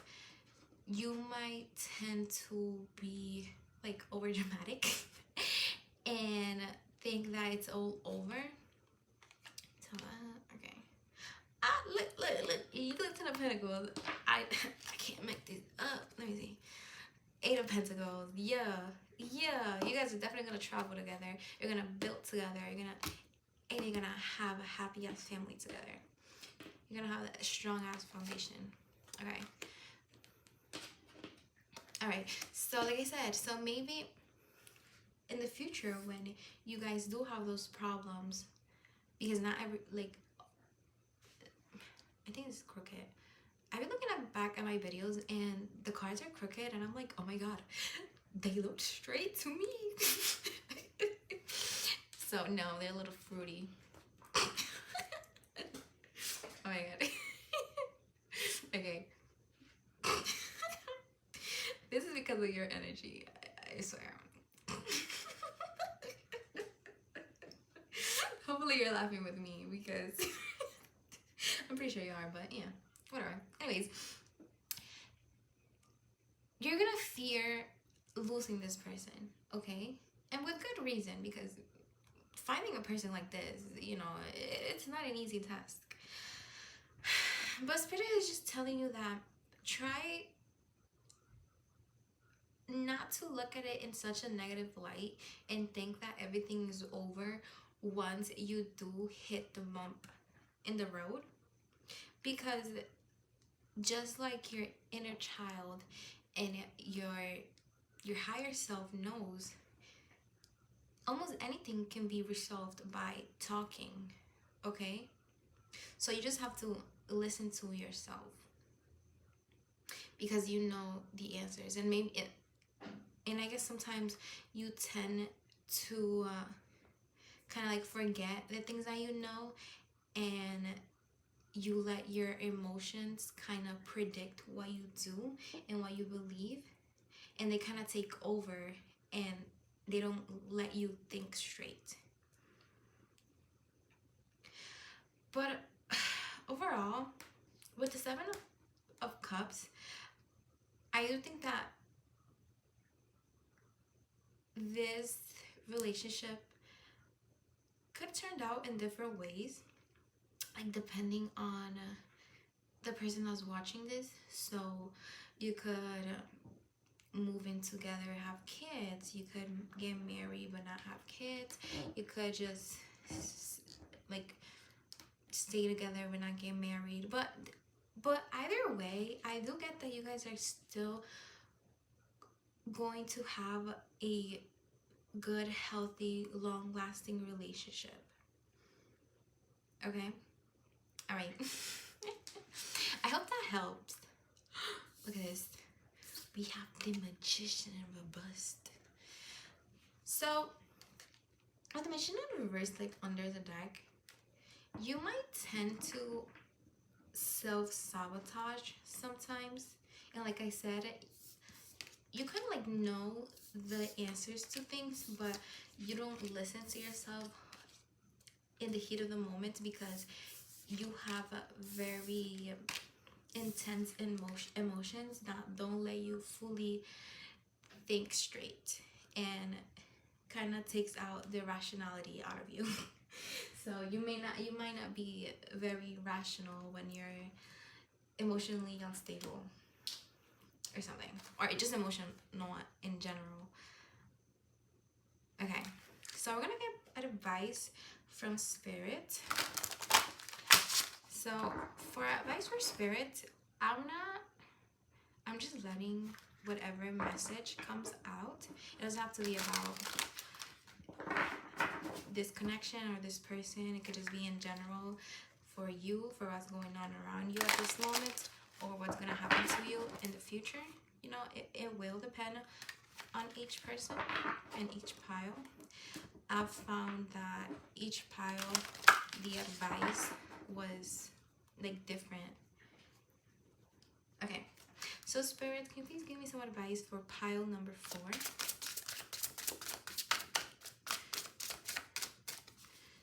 So advice for pile number 4, Spirit, please.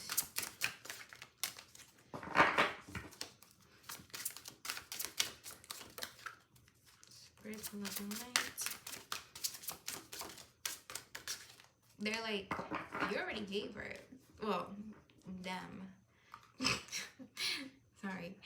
You know, you don't have to be female, male, whatever. You can be whatever you classify as. Anyways, okay.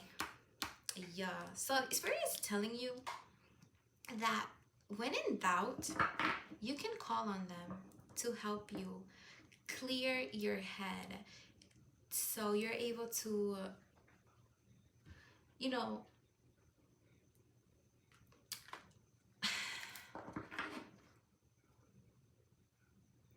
because your judgment could be clouded at times because, like I said, of your emotions. So when you feel that you can't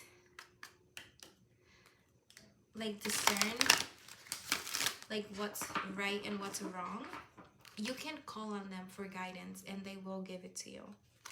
All right? Okay.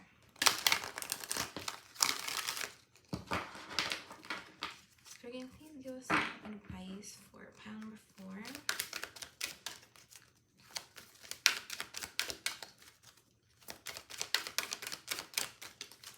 Some advice for pile number 4, Spirit.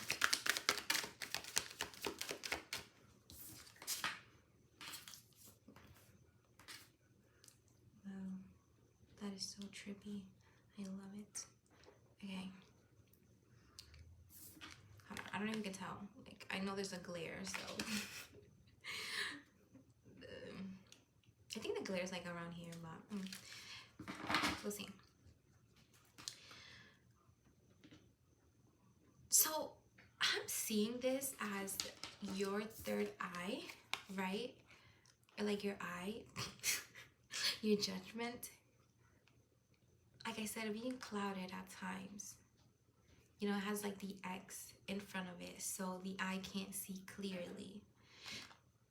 So Spirit is telling you to try to meditate to, and the fact that this is purple as well, like the color of your third eye chakra, right? I think that's the color of the third eye. Anyways, yeah, because Anne, you chose the Super 7 crystal, right? So this crystal is like, it has 7 different minerals that makes up like the crystal. Okay, so as you can see, it has like amethyst, it has like smoky quartz, clear quartz, and the other one I don't remember, so you can search it up. But this might be like a good crystal for you because it's able to like fine-tune your intuition, so you're able to hear the messages louder and clearer, right? It calms you down because we have, of course, the clear quartz. It's just like a big bundle of crystals in one, and it's just amazing. And it's just so pretty. Look at it. We love it. Anyways. Yeah. So you have the knowledge in you. You just have to tap into it and unlock it. And make sure you use your discernment to know what's anxiety. Like, when is your anxiety speaking and when your intuition is speaking. So doing exercises to like fine tune your intuition and how to like recognize when is your intuition. Some signs is anxiety screams, intuition whispers. Okay, so if you feel like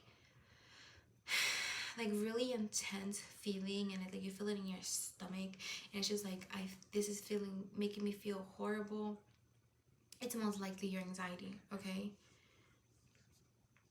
I've heard a lot of people say, and for me it's also true as well, when you feel a message, if you slow down and try to see where the message is coming from, anxiety mostly comes from your stomach, your gut. You'll feel it like in your stomach area, and your intuition will come from like your chest. So you'll feel like a tension in your chest or your heart. All right, but it is different for everybody, but for me it's that way, and I've heard a lot of people is that's true also for a lot of people as well. Okay.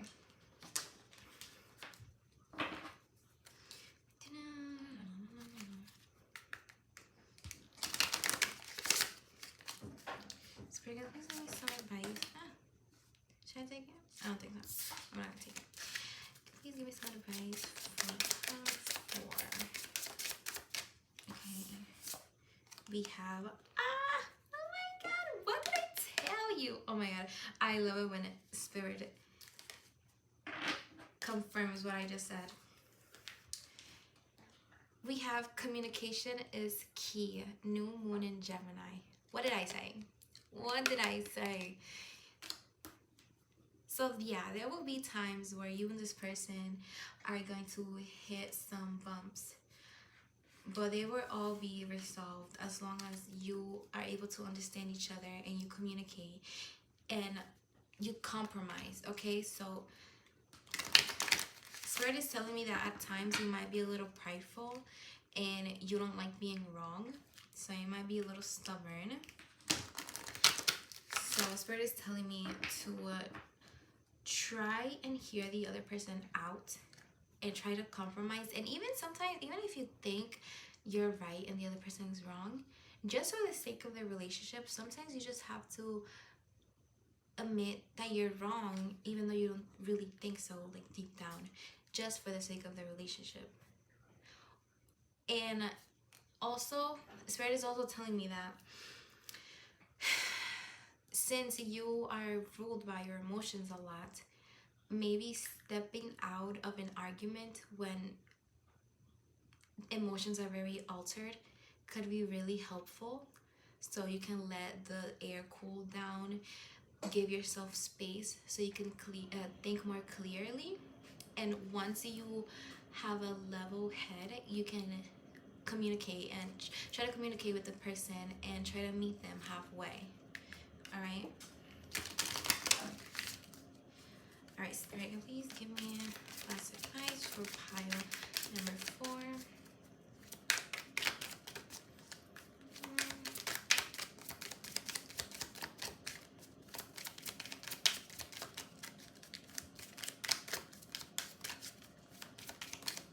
Okay.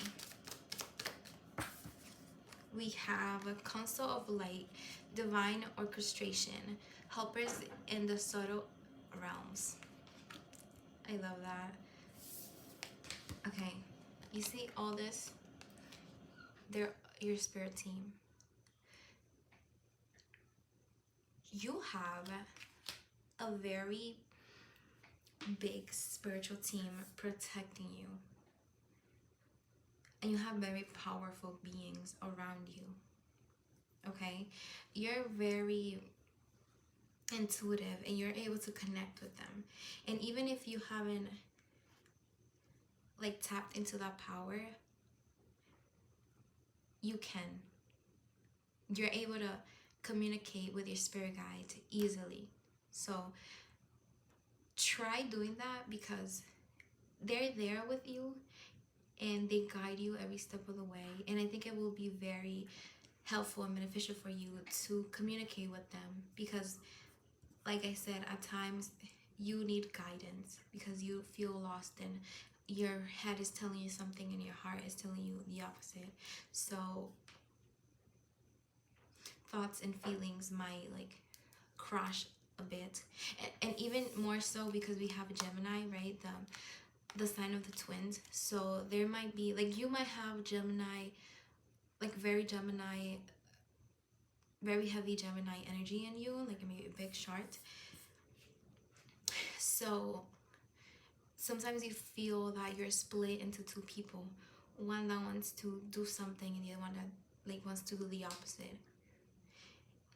And your spirit team is able to help you balance those two energies out. Okay, whenever you feel that you need some help, call on them and tell them to show you love. Tell them to show you the love that they have for you, and notice the energy shift. And once they do that, you'll feel more at peace. You'll feel calmer, more level-headed, and you'll be able to discern which one of you should listen, if I'm being clear. Okay, so that's gonna be all for your reading, pile number 4. It was an honor reading for you. If you liked the reading and if it resonated, give it a big thumbs up.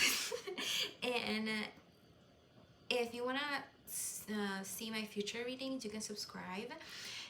And also leave a comment down below how this all resonates with your specific situation, because that also helps me a lot.